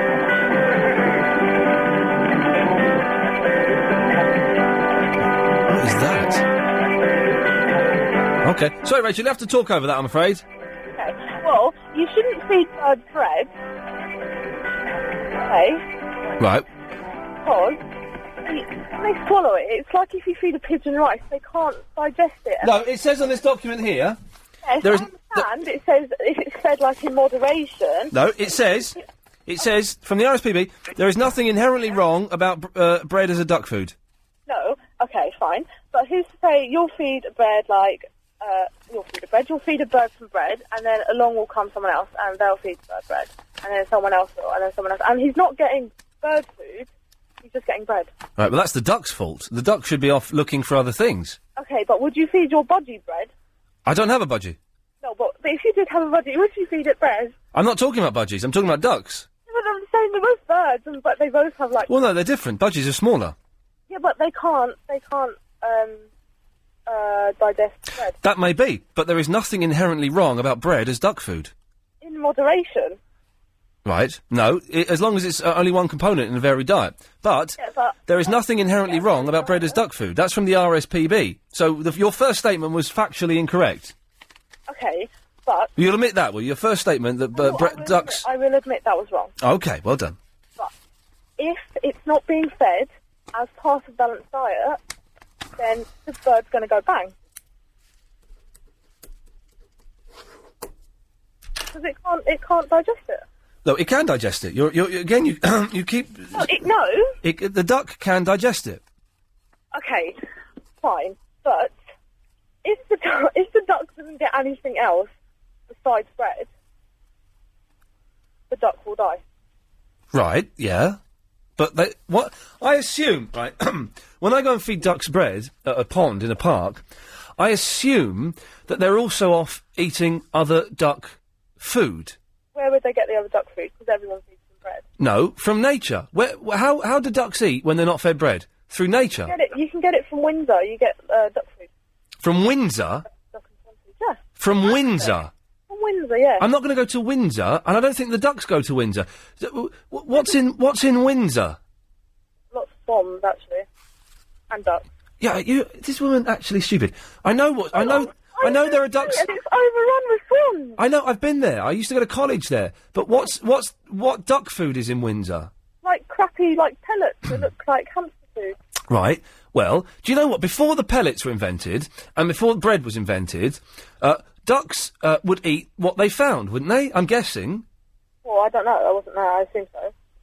Rachel, are you going to give me stupid, facetious answers, or are you going to have a proper conversation? I don't have a conversation with you about the duck. Well, then you saying, I don't know, I wasn't there, what use is that? How is that furthering this conversation? I'm trying to have a decent conversation with you, and you're being stupid. Okay, well, I'm sorry. Well, get lost then. Okay. There we go. I'm not being funny. It's not the greatest topic in the world, talking about ducks. If she wants to come up and have a row with me, then... Brilliant. Football's on again. Nice one. Barb! Good evening! Good evening! I've got an elevator hack here. A what? Elevator hack. What does that mean? You know, if you get an elevator and you can't get to the... You know, it goes everywhere. Do you mean a lift? Yeah, lift, yeah, sorry. So you've got a way of breaking into the lift's computer? No. Once you get in, you press the floor you're going to... Yeah. And the door close button... Yeah. At the same time... Yeah. And it switches the elevator into express mode. And once you're in express mode, it'll go to the floor that you want. What, quicker? Well, it goes straight there. Without stopping? Yeah. But why would it stop anyway? Because someone else has pressed the button. Chris, you know what I'm going to ask you to do, mate? Make a tea? Well, can you go and try his elevator hack? How does it work again? Right. Press the floor you're going to. Right. What? Hang on. On the outside? On the inside? Hi, darling. Huh? Yeah? And then the door close button at the same time. Right. And it switches to express. Shall I go and do it, or are you going to be all right? I'll be all right. All right. Hang on. But another floor needs to be pressed for it to override that instruction. I'm not sure. Well, otherwise, if there's not another floor that's been pressed, then... Yeah. But it might be a Mark II. Chris, I'd stay where you are. I suspect that guy was winding us up brilliantly, but hang on a minute. Have we just been had? Oh, do you know what's happened, don't you? Hang on a second. Oh, I didn't even spot it. Brace yourself for rubbish radio. This is a raid. Yeah, we've just been raided. Yes, line 9, you're on the wireless. Oh. Yeah, okay. Yeah, lovely. I don't know what that is. Taxi Girl. Hello, Ian. Hello, Taxi Girl. Hello. Have you seen the film about a boy? No. Ah. I don't like Hugh Grant films. No, I thought it was quite good, actually. But, they killed a duck in that by feeding it bread. In a film, yeah. Yeah, no, but they threw a whole loaf at it and it doinked him on the head and deaded him. Oh, well, if you're going to chuck a loaf of bread... That woman before annoyed me, because I was quite prepared to have a decent conversation with her, and she was just being facetious. I know, it's giving me a headache. I don't know, I wasn't there. Oh, for God's sakes, you stupid child. Talk properly. Do you think I should enter that superhero thing, then?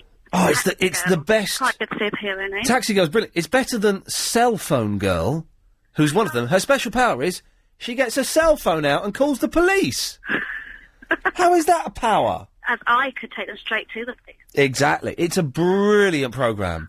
My favourite guy, and I hope he wins, I pray to God he wins, is Major Victory, who used to be a stripper, right? And he goes, I used to be a stripper. I'm 38 years old and I used to be a stripper, but I never saw much of my daughter. I'm hoping by becoming a superhero, I can be a real hero to her. And his catchphrase is, be a winner, not a wiener. Genius. When's it on? It's on the Sci-Fi Channel. Right. And they showed 4 over the weekend. I think they show it like every evening now, and I don't really know. But it's the best television programme in the world. In the adverts, yeah. There was a big thing about it in The Guardian on Saturday, yeah, in the guide. It's well worth watching. Taxi Girl, thank you for that. Thank you. Ta-ta. 0870 90 90 973 is the phone number. It's Posh Owen. Hey, good evening, Ian. Good evening, Posh Owen, sir.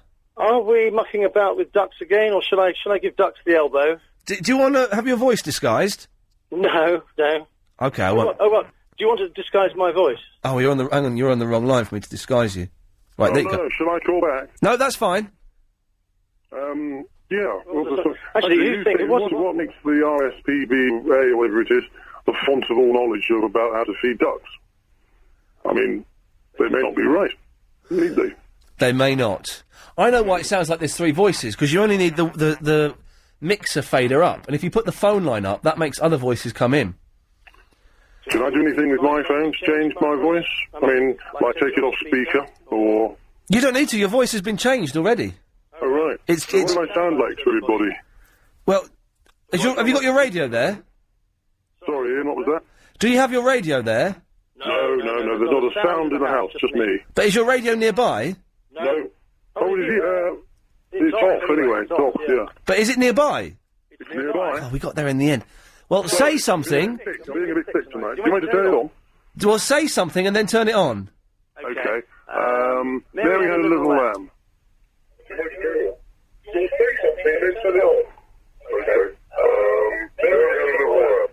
It does sound a bit different. You sound like Tony Blackburn with the voice coder on. Tony Blackburn, he married Tessa Wyatt, didn't he? What a lovely girl. Yes. Anyway, Posh Owen, was there anything you wanted to talk about? Yes. I do apologise for not getting to the point immediately. I thought that... So, Posh Owen, can you do me a favour? Do me a favour. Can you say, my name is Lord Darkness, I am coming to your planet to take over your world? My name is Lord Darkness, and I'm coming to your planet to take over the world. Yes. And evil would be that posh. Shall I do it again? Yeah, go on, why not? My name is Lord Darkness, and I have come to take over your world. That is... Chris, on a scale of 1 to 10, how terrified are you? There we go, that's very... Anyway, Posh Owen, what the hell do you want? I thought that the generosity of that guy to give you, not even your partner or friend or, bring along a friend, but the generosity to give you a day, a visit, free, one day was absolutely extraordinarily generous. The free visit to his gym that was near my house? Yeah, I mean, what planet is he from? If I was him, if I had any business acumen, I would say, right, you're a personality, not a personality. What do they call these people? What are they, not a personality, what is it? A famous person, anyway. Celebrity. And, 6 months, 6 months free, whatever it is, honorary membership. You'll be going there whenever you feel like it. And every now and again, you're bound to mention how good this gym is. Yeah. Or how bad it is. But, I mean, at least that would make sense. Yeah. For a day, I mean, it doesn't make a lot of sense to me. I like the way you had to spend a long time debating that. Well, if ever I'm offered a freebie, I always have to discuss it properly and make sure that I'm making the right decision. Well, Posh Iain, thank you for that. Yes, thank you for that. Ta-ta. I'm enjoying the show anyway. Bye for now. Good lad, there we go. Fantastic. It's, for a bank holiday, Chris, not a bad first hour and a half. Yeah. Not bad. Maybe it's your award-winning stuff. Not award-winning. Oh, not yet. No awards. Sorry. No awards to be won. Anyway, phones have gone a little bit quiet because there's football and it's a bank holiday, and it's the dead hour as well. If you call us now, 08... What are you doing? I got an itch on my arm. Ooh, I've got a big spot on the side of my head. 0870 90 90 973. There's a very, very strong chance that you might end up hearing your voice on London's LBC 97.3. After a major... Barnet, Ray. We're not supposed to have travel here, are we, Chris? Oh, God. We're not supposed to have travel, are we? Yeah. We can listen to 11.52's travel. You two lines are running. But we're not supposed to be listening to that, are we? No, we're not. It's not. You No. It's 11:52 on medium. Maybe. Right, okay, hang on. Oh, yeah. What's that got? Oh, hang on. You gotta do that one.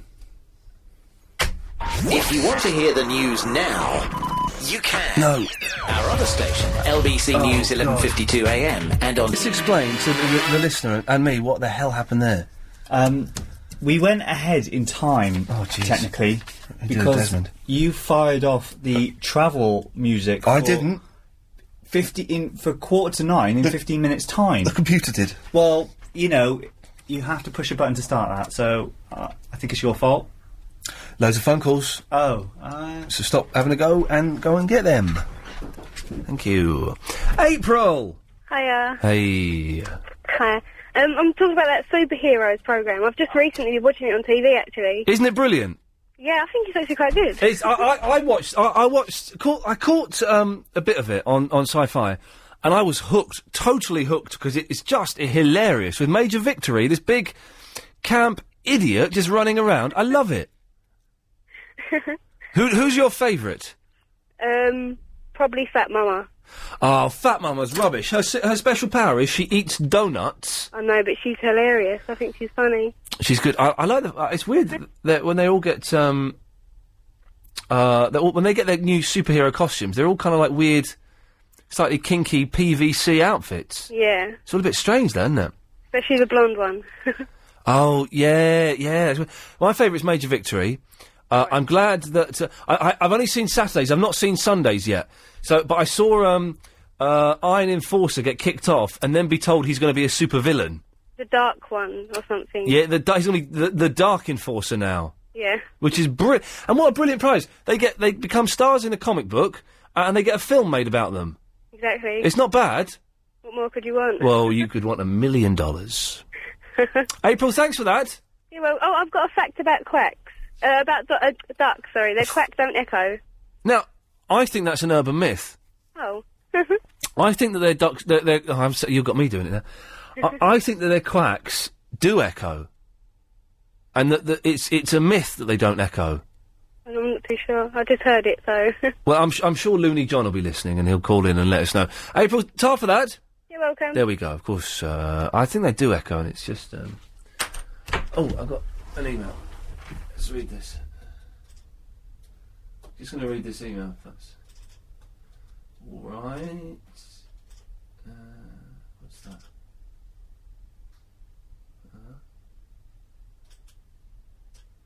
You're right, Chris. What's wrong? You give me a funny look. I can see flashing lights on your screen. Where? On your... Oh, regions are silent. Oh, it's because you're not making any noise. I've retrieved the regions. Okay. Oh, so so that's what this means. I'm quiet. Yeah. Oh, well, that's tough, isn't it? I'm busy looking at an email. It's a warning, basically, that if you're quiet for too long, Steve Allen is going to do another That Reminds Me. He's going to slip in the back door and do a little show, is he? Yeah. Well, you better keep talking then. What? Oh, yeah. Oh, yeah! Whoa. He's the dude that is, Major Victory. What? He's Major Victory. I'm not going to go... Right, someone has sent me the link to the guy that plays Major Victory on... sorry, it's a bank holiday, so do excuse this slightly more ramshackle than normal show. Someone has sent me a link for the guy that plays Major Victory on Who Wants to Be a Superhero, but I'm not going to go in there, because it will say whether or not he's won. And I don't want to know. But thank you for that. Yes, Tom?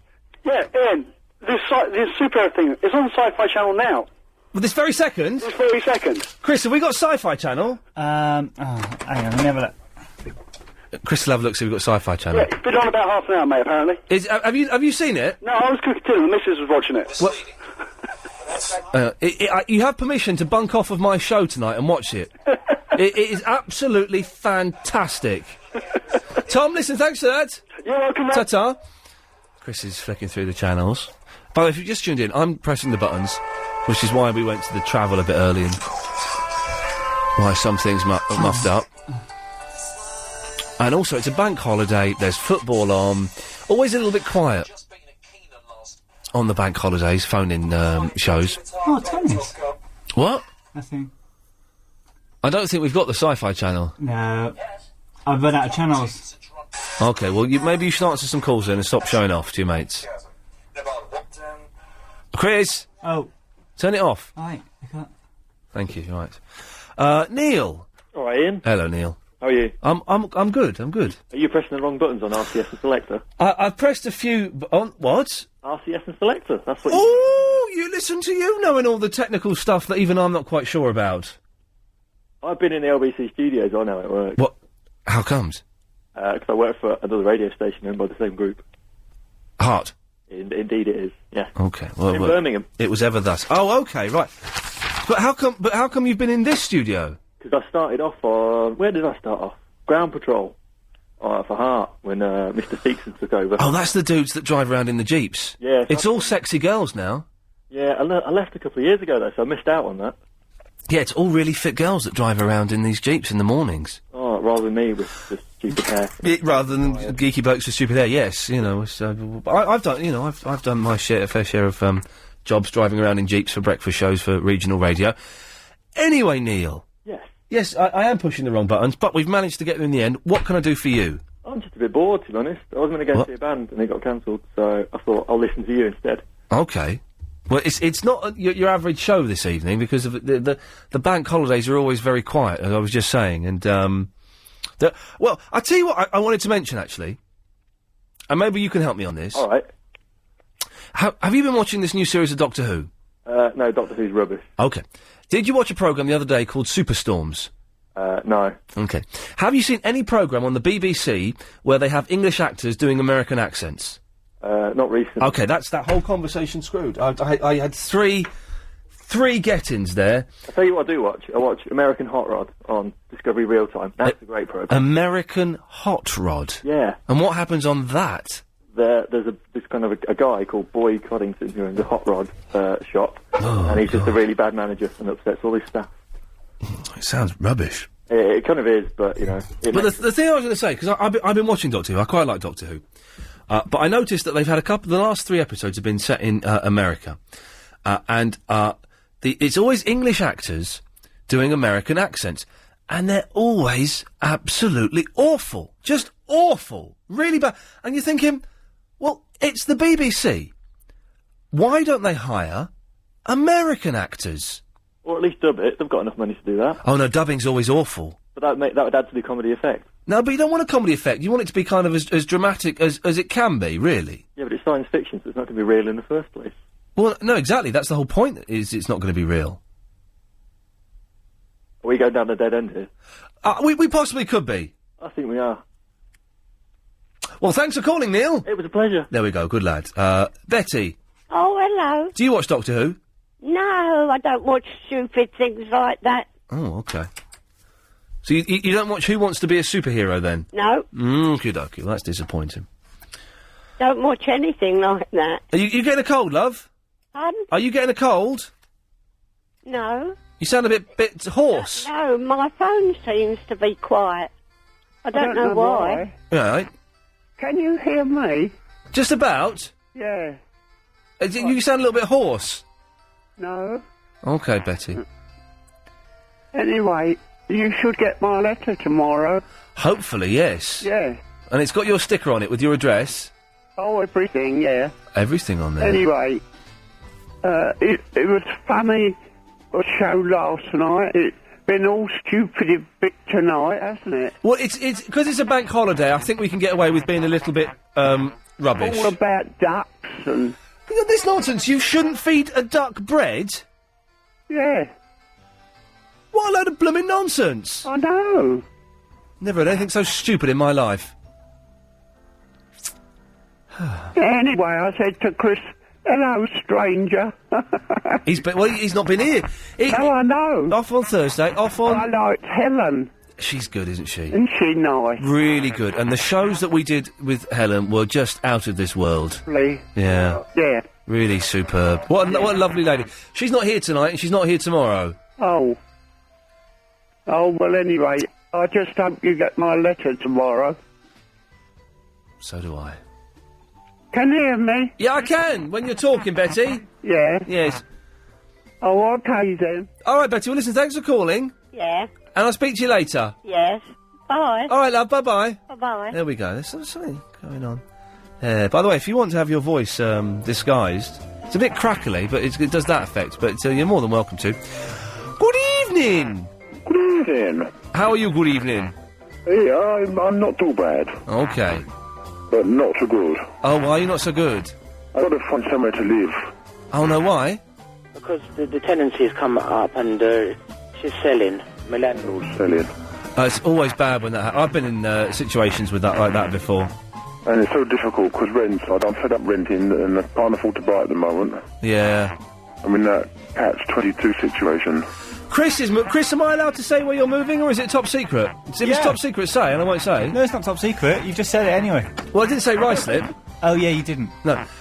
Chris is moving out to Ruislip, good evening. Oh, lovely. But that's miles away. But you're not going to pick him up for work from there, are you? No, I bloody am not. What? You pick him up from work? Did you not know that, Chris?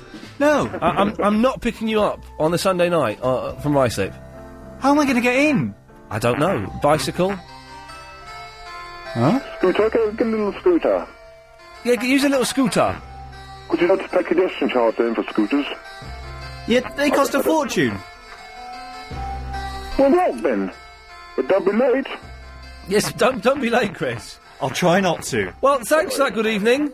One thing, before you go. Yes? I was going to say... What has people done, right, if you've got a landlord from hell, what has people done in the property before they've left? Maybe, for example, stitch prawns into the curtains so that they stink. Now you're sounding like, who's that creepy guy that phones in? Midge. Now you're sounding like Midge, who does impressions of you and has topics for the viewers. Yeah, I thought I'd have a topic, because all I ever do normally is to say, good evening. Yeah, okay. So, but stitched prawns into the curtains? So that they're stinging. When the landlady comes in or lets the place out again, she'd have a job finding where it's coming from. But you're getting terrible trouble for that. Oh, no, how does she prove it's me? Well, because you're the last person there. How does she... Oh, yes, but, I don't condone that sort of behaviour. No, exactly. Well, if anyone has done anything like that, 0870 90 90 973. Yes. All right, I've got to go. I better get back to fat hunting. Yes. Oh. Were those last three conversations really slow, stilted and awkward? I think you had the voice scrambler on. That may have been it. 0870 90 90 973 is the phone number. More of your calls after. Now, fingers crossed this works. Yes. Travel news, Karen Mercer. Well, in Camberwell... BBC 97.3. Iain Lee's Good Evening. Call 0870 90 90 973. Watcher Anthony. Good evening, Ian. How are you doing, mate? You all right? Yeah, I'm fine. How are you doing? Have you been watching Doctor Who? No, I haven't, Ian. I'm fine. Did you see this programme the other day about called Superstorms? I might have, yeah. Well, it was set in America, but it was all English actors doing American accents. Can you do an American accent, Anthony? No. If I do one, will you have a go at one? Go on, then. I come from America, where we allowed to have guns, and we shoot each other, and we got a president of the United States. I come from the United States of America. It's really hard out here today, but it's not too bad. It's hard to do, isn't it? I think we've proved there. I've been there, but it's a hard accent. It's a very hard accent to do. And, sorry, while I'm talking to you, I'm trying to find your Hawaii Five-O music. Oh, did you find it, Ian? Just as you put the phone down last night, Lady Alex found it for you. Oh, sorry. But I can't... No, it's me. I don't know where it is on my computer. I'll have a look in a second. But it's a really tough accent to do. But people think they can do it easily. And they can't. And it sounds awful. And it's the one thing that's really ruined this series of Doctor Who is the awful American accents. It's a little bit embarrassing as well, because they sell Doctor Who to America. So people will be watching that in America. And I'm embarrassed that they're sending something with that poor quality of accent on. It's not very good, is it? It's very disappointing. If anyone could do an American accent and get them to call in. I think that's maybe what we should do for a little bit. If people can do a halfway decent American accent, 0870 90 90 973, and they can maybe give us some tips on how to do it. Now, we did find the Hawaii Five-O music, but I don't know where Lady Alex has put it now. If you can't find it, don't worry about it. Hang on a second, I'm on the M's, I'm just scrolling through, N-O-P, Q-R, T... Oh, I've got it, right. So, are you ready for Ask Anthony? Let's go. Let's explain what this is to any new listeners. Anthony from the Hoddesdon is a regular caller. We tried a feature about 6 months ago, it didn't work, called Ask Anthony, but... with a brilliant twist, Anthony has come up with this idea, where you can email him directly, and we'll give the email address out at the end of this feature. So if you want to send him a question... Sorry, a bit windy. Don't worry. If you want to send him a question, go and get a pen and paper now. He'll reply to all of your emails, and he picks the best ones to read out on the radio. Okay? I'll answer them as soon as possible. He answers them as soon as possible. Any rude ones yet? No, not yet. Good lad. Excellent. Anthony, right. I'll do the introduction, then we're in, okay? Let's go. Here we go. It's time for Ask Anthony with Anthony from the Hoddesdon.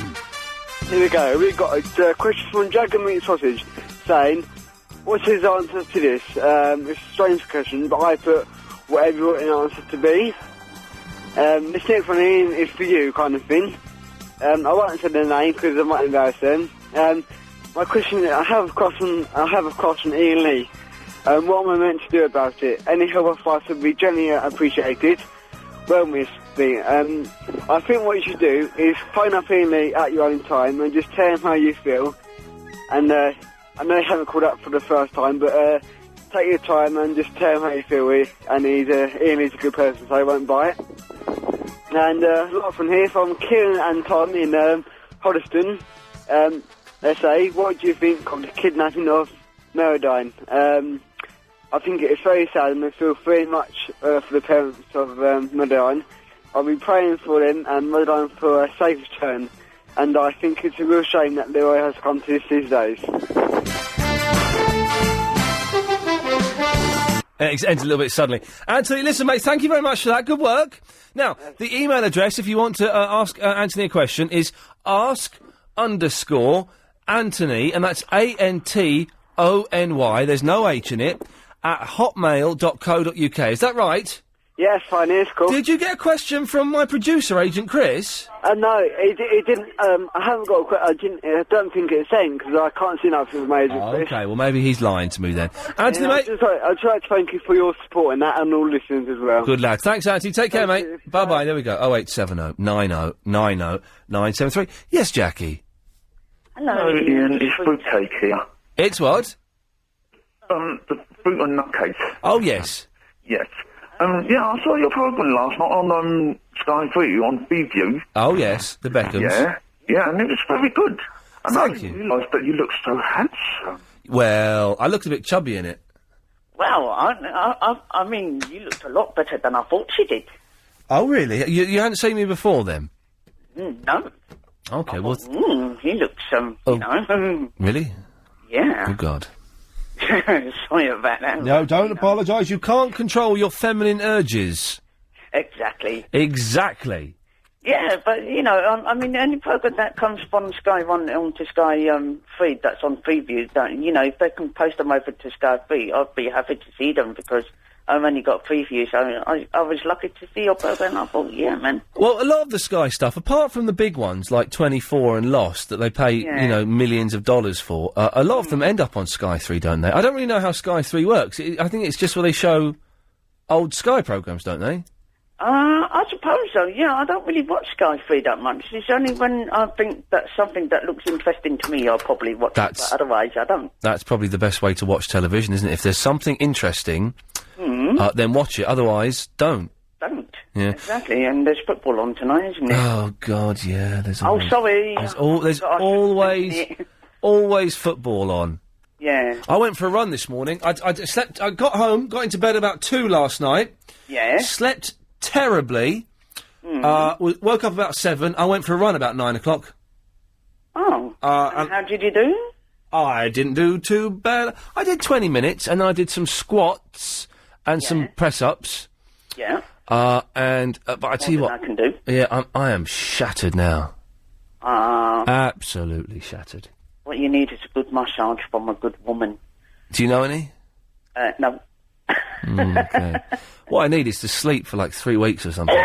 Oh, cough it up. It might be a gold watch. I don't know about that. I still haven't stopped smoking. I stopped and I started again. It's hard work stopping smoking, I'd imagine. Yeah, well, it's a bit hard work, but I am trying. Well, you know, when you're ready, you'll do it, I'm sure. Yeah, well, when this band comes in, I have to stop, innit? Well, you don't have to. You can still smoke, though, when the band comes in, can't you? It's not illegal to smoke. Well, it's not illegal to smoke, but only in public, isn't it? Well, you can't smoke in the street? I don't know. What? How does this law work? Because I know you can't smoke in, like... I'm not sure how it works. All I know that the voice comes in July, innit? Because I knew it was like bars and pubs and restaurants and stuff. But then I saw a thing saying... it's going to be banned in all public places. Well, that means, like, the street and stuff as well. I'm not sure. I only know about the pubs and bars. They can't ban it in the street, can they?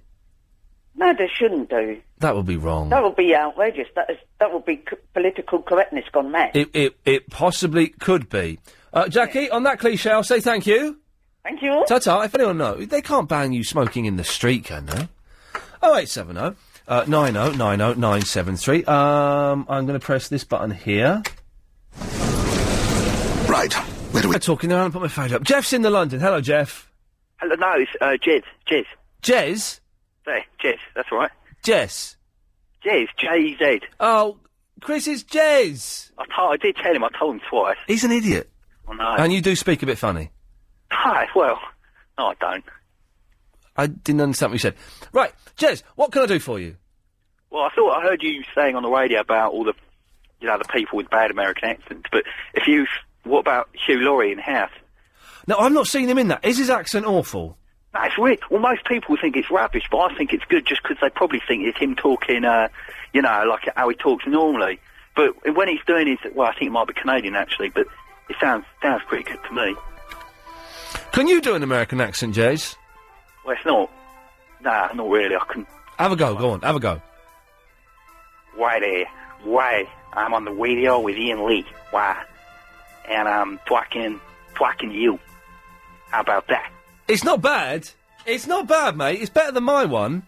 Because you always think, I can't do accents, but you think, I can do an American. That's really easy. But then when you start doing an American accent, it's... Anyway, Chris, can you do an American accent? Hey, do you want to come over to my house and study? That's not bad. That's not bad. It's all right. I wouldn't go so far as say it's good. I would say it was as good as yours, Jez. Well, thanks very much. I've kind of been working on it. Yeah, Jez has actually got a little character that repeats the words and says why quite a few times as well. Why? Can you two have a conversation in American? Sure. Bring it on, Chris, because I'm ready to talk. Well, what do you want to talk about? Let's talk about you. What do you want to know? Like, what type of sneakers do you wear? Oh, awesome. Awesome. I'm wearing some beautiful sneakers. What, like, are they like Converse or Nike trainers? No. I've got some sneakers on. What are you wearing on your feet? Well, I had some flip-flops on this morning. Oh, swell. But now I've got some sneakers.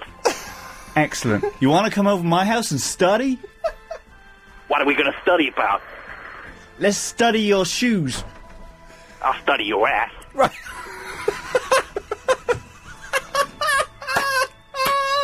What? God. I don't know. No. Speak to Jeff anymore. I don't want to speak to Jeff anymore. Oh, dear. Hey, Chris, during the news, could you go make a nice cup of tea? Yes. Is Bob doing Clive's show tonight? Let's hope so. I've got Krispy Kreme donut, and I know he's a fan. I don't particularly want it. I'll take it on down. Oh, you can stop talking in that stupid voice now. What? You can stop talking in this stupid American accent. What are you on about? Sorry? Who's in instead? It's Roz. Oh, does she want a Krispy Kreme donut? I don't know, I'll ask her. Or do you want a Krispy Kreme donut, Clive? No, I'm all right. Are you not a fan of them? Yeah, I love them, but they're okay. Yeah, I know, exactly. All right, well, if she wants one, there's one here. Oh, thank you. Cheers. Okay. Wait, so even Bob's having it off, because it's having it off, excuse me, because it's a bank holiday. Don't laugh at that, Chris. It's not 1976. You're better than that. Sure thing. Yeah. Stop. Right, I'm telling your fader off now. What? Yeah, we go. 0870 9090 973 is the telephone number if you want to give us a call. Clive Ball's on at 10.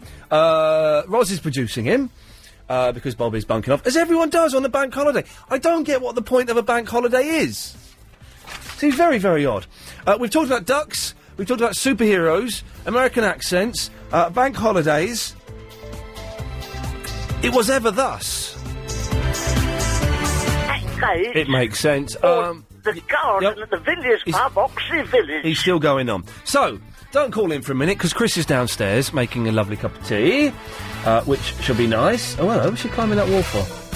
Oh, blimey. Anyway, so don't call in for 5 or 10 minutes. I'm here till 10 o'clock. A weird show, as it always is on the bank holiday. Just because no one's really in. People are out. The weather was quite nice this afternoon and this evening, so people go out. Different people listen that don't normally listen to this kind of show. So that attracts, different callers. Hello, I'm a short man looking for sports shorts. Do you know of any small sports shorts shops? No. And also I'm pushing the buttons, which I always muff up without a shadow of a doubt. Doing this job. But only another 55 minutes to go, and then it's home time for me. And Clive Ball is on at 10. Alex! Yeah, how's it going? It's alright, mate. Yeah, Chris is downstairs making a cup of tea, right? Making a lovely, lovely, romantic cup of tea. So I'm gonna be careful what I say, because I might not be right Okay. about this. This is tricky. Okay. Because, alright, Spit it out. I'm gonna, alright, because potentially, if I say the wrong thing, I could be securing my own undoing. Okay. So, you've got me intrigued. I know, but the thing is, right, I think you're in on the trick as well. What trick is this? I think you're in on the trick, and I think the last laugh is on us. The what? The last laugh. The last laugh? Yeah, is on us. Right. I think you two are laughing at us. You what, the rock group are laughing at us? No, no. They probably are, because all of their music is absolutely atrocious. I agree, but I think you and Chris are laughing, but behind your back. I mean, our backs. I'm not behind anyone's back. Well, metaphorically, you're behind our backs and laughing. Okay. And, but it might not be right. But the thing is... Right. The thing is, you need to get to the point. Yeah. Can you wait there a second? Because I just need the phones are ringing and Chris isn't here.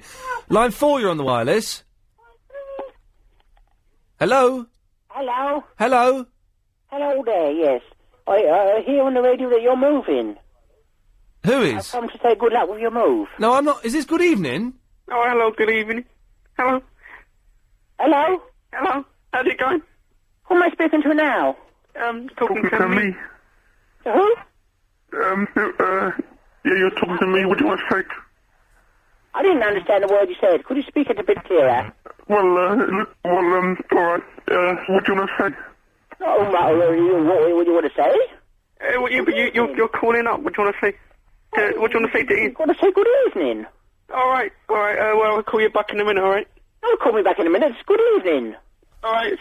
Fine. Cheers. What? But I'm not moving. But Ian, have you noticed, right? Whenever anyone talks about Chris's webpage on LB. Hang on a second. Good evening. I'm not moving. No, good evening. No, you're not moving. Chris is moving, but Chris is downstairs. Oh, well, who's the guy down? Hurry up, because Chris is going to come back. But you were on the phone talking about this earlier on. Good evening. I know. I'm talking again. But why are you talking again? Because it's good to talk. BT told me that. Yeah, that was an old slogan hurry up. from years Chris ago. is going to come back. All right. Well, thanks. Good evening. No. Yes. Right. Hang on a second, because there's a Josh. You're calling from America, are you? Good evening. Yeah. I'm going to mark you for callback. We'll call you back in a few minutes, Josh. All right, no problem. We've got your number on the screen, so tar for that. Oh, hang on. I don't know how to cut you off. Yeah, we'll call you back in a minute. Yeah, we'll call him back. Hang on a second. Yes, line 4, you're on the wireless. Don't forget to use condoms. Yeah, I don't worry, I won't. That is very, very sensible advice. Yeah, I agree. Oh, wait, hang on a second. Yeah, line 4? Hello? Yeah, Chris is downstairs. Oh, right, okay. Oh, he's back now. Chris, I'm just going to mark this guy for callback. No. Right, he's marking for rubbish. And call that guy Josh from America as well. Right, Alex. Hang on a second, Paul, we're going to call you back. All right, mate. Right, Alex, now, you were going to talk about Chris's webpage, were you? No, I won't. No, I won't. I'm going to talk about something else now. What are you going to say? I'm not going to... Chris, don't cut me off, right, because I'm not going to say anything, but... Ian, have you noticed, right, that whenever anyone talks about it, they get cut... Hello, Alex? What happened there? Who are you talking to? Alex was just talking about your webpage, and then he... Oh, he must have got bored. Okay. Yeah, but probably did get bored. He's been on for quite a long time. Let's go to Saya. Hello. Hello, Saya. How are you? I'm fine. How are you? Yes, I'm fine, thank you. Well, do you know what? Yeah, the voice scrambler has no effect on your voice. Oh. Okay. I must have special powers. I think you do have special powers. Yeah. Maybe I should ring up, the psychic show. Yeah, you should, because the voice scrambler has very little effect. I have to put it on the maximum, which then distorts it too much. Yeah. For it to affect your voice. Are you in the bath at the moment? No. Oh, that's a shame. I'll make sure I'll be in the bus next time I call. Okay. Yes, how old are you, Saya?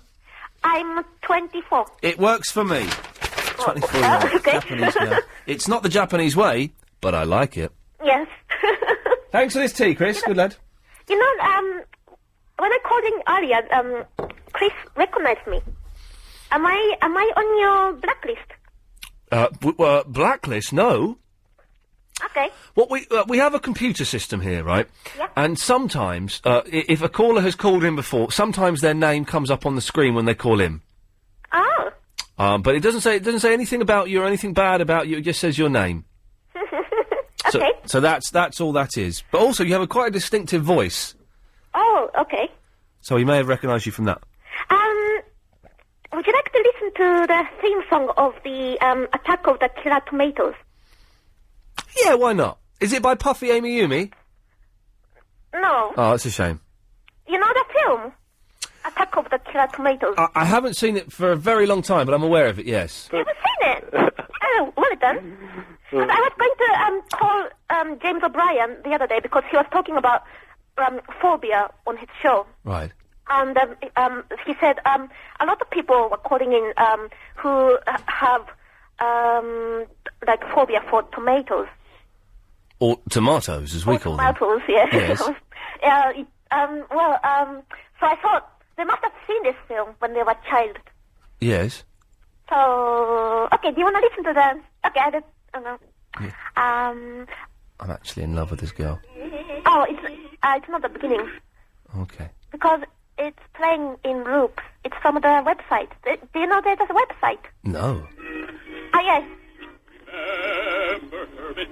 Oh no, this is the second one. Oh, blood. Within a few days, G-Man. Yeah, boy. Yeah. Oh, I can listen to it anyway. I know I'm going to miss her. So is my sister. Can you hear me? Yes, I can. Now shut up. G-Man on the mic. G-Man on the mic. I've got a baby, G-Man on the mic. Shut up, G-Man. Sire's playing the theme tune to a song. Yeah, but I've... Yeah. The National Guard has run away. Ian is dumb. We'll have their day. Well, thanks for that, Sire. Ian is dumb. Shut up, G-Man. Attack of the killer coming. There'll be clashes. Run. Show. For dinner or lunch. He does. No awards for... All right. Right, G-Man, shut up or I'm going to cut you off. Can you hear it? Yeah, yes, Sire. Thank you for that. Bye. Bye. Thanks, Sire. Safe, innit? Sire? Safe. She put the phone down because of you, G-Man. You said bye. You said bye. Because you said bye. I didn't say bye. You said it. No, but you said it. All right, play it back. Play it back. I don't have the ability to do that. Oh, you don't have the ability to do a lot of things, do you? I have the ability to cut you off if you don't watch it. I can do an American accent. Go on then. Say it a bit nicer, please. Go on then. Oh, that was better. Yo, what up, boy? Yes, G-Man, innit? Yeah. Yeah. Can I have a conversation with Chris? It might make it a bit easier. No, I don't think that's a good idea. Where's your sneakers, boy? 'Cause I'll rob them. Wait, you sound like, who's the rabbit? Bugs Bunny?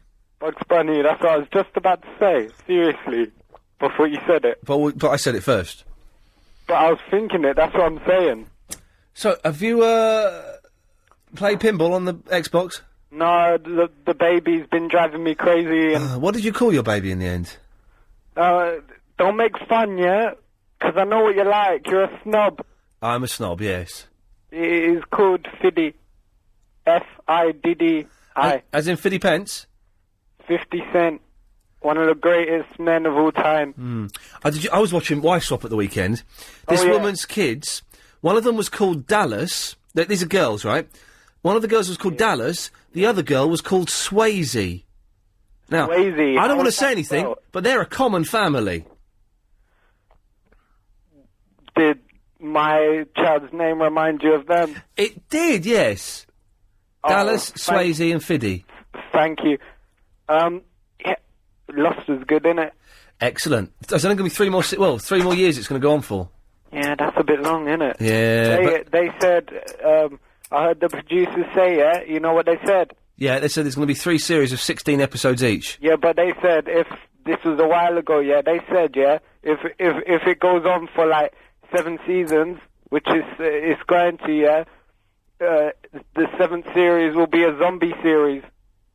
That's what they said. Bring it on. It'll be quite good, innit? Zombie boy. I like zombie boys. G-Man, I've got to go. Travel news now, here's Karen. Looking at these problems in the Camberwell area, Cold Harbour Lane is still closed in both directions between Kenbury Street. LBC. Yeah, you know what's going on. Tim's in London. Hello. Hello, Tim. How you doing? All right. Fine, thank you, sir. Good. God, you have some strange people on your show sometimes. There's been the last week's worth of shows have been really, really odd, with a lot of weirdos calling in. Very odd. Yeah, well, there's another one, but I'm sort of like a semi-weirdo. Okay. Oh, blimey, oh, God. Yeah, I'm not. Well, not really. No. No. I know I'm a wally, but to be surrounded by, it takes the mickey, really, doesn't it? Yes. Right. What did you call in for, Tim? I was just ringing up to say hello, really, and you kept asking everyone earlier, have you watched Doctor Who? And everyone kept saying no. Well, I missed it this week. Saturday just gone, but I did watch it the Saturday before. Well, the American accent's rubbish. Well, it is pretty naff, isn't it? But I think David Tennant does a good job of putting on an English accent, because he is Scottish. I know, he's got a very strong Scottish accent. Yeah, it's amazing. When he comes out of, when you go onto the BBC Extra channel, it's BBC 3, every time he finishes a scene, he goes straight back to Scottish accent. I think it's fantastic. Oh, is it on the Doctor Who Confidential? Yeah, that's the one, yeah. I've not seen that. I'm not that geeky. I'll be honest. I'm quite geeky. I'm not that geeky. But yeah, no, he does a brilliant English accent. He does. He is very clever man, very talented. But all of the American accents on there the other week were just awful, weren't they? Oh, well, my girlfriend was muting it every time it counts. What are you doing? She said, it's terrible.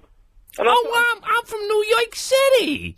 Let's get the police. I'm from New York City. Jeez, get out of here, you idiots. Tim, listen, thank you for that. Oh, you're very welcome, sir. Yeah, good lad. Ben is in the Loughborough. Yeah, hi, Ian. Hey, Ben. You know that Who Wants to Be a Hero? Superhero program? Oh, yeah, it's fantastic. Do you know they're making a second series of it? I've heard rumour that that's happening. They're having like open auditions in America at the moment. Oh, really? Which, yeah, so that should be good. But, like, some of the people on, like, this series are rubbish. Where are you going? I need the number to report Pirate Radio for, what's his name? Paul. Oh, really? Yeah. Paul's on the line, I think. What? He's gone, he's put the phone... Oh, but this Paul... Put my mic up. Hang on a minute. Paul? Yeah. Alright, you got Pirate Radio, have you? Yeah. Hello? Hello, Paul? Hello, is that Chris? No, it's Ian, you're on the radio. Oh, hello, how you doing, mate? Yeah, you got... Chris yeah, is... but reggae music on. Reggae sauce? Yeah, reggae sauce. No, it's just bleeding over every now and then, mate, and I just wondered if... Whereabouts are you, Paul? Whereabouts are you? In Egham. Reggae You're in reggae? Sort Chris out, yeah. No, I'm in Egham. Oh, Egham, okay. Well, Chris is coming back with the number. Yeah, okay, mate. Good luck, fella. Alright, Ta-ta. cheers, mate. Yes, some of them are rubbish on this. You don't know who wins, do you, Ben? Yeah. Don't tell me. Don't tell me. Don't tell me. Don't tell me. Funny. Don't tell me. I won't. Okay, good, because I really don't want to know. Right, but my favourite is Major Victory. Yeah, he's quite good. But some of them, like Monkey Girl. Oh, Monkey Girl's who rubbish. Who disguises weapons as bananas. Yeah. What's up with that? I mean, that's rubbish. And Cell Phone Girl is just awful. She's got quite poor powers. Yeah. But do you also know that one of them like turns evil as well? I've seen episode 2 where the Iron Enforcer becomes the Dark Enforcer. That's quite good. He's funny. He's funny. And I like the first episode, Rotiart, which is traitor backwards.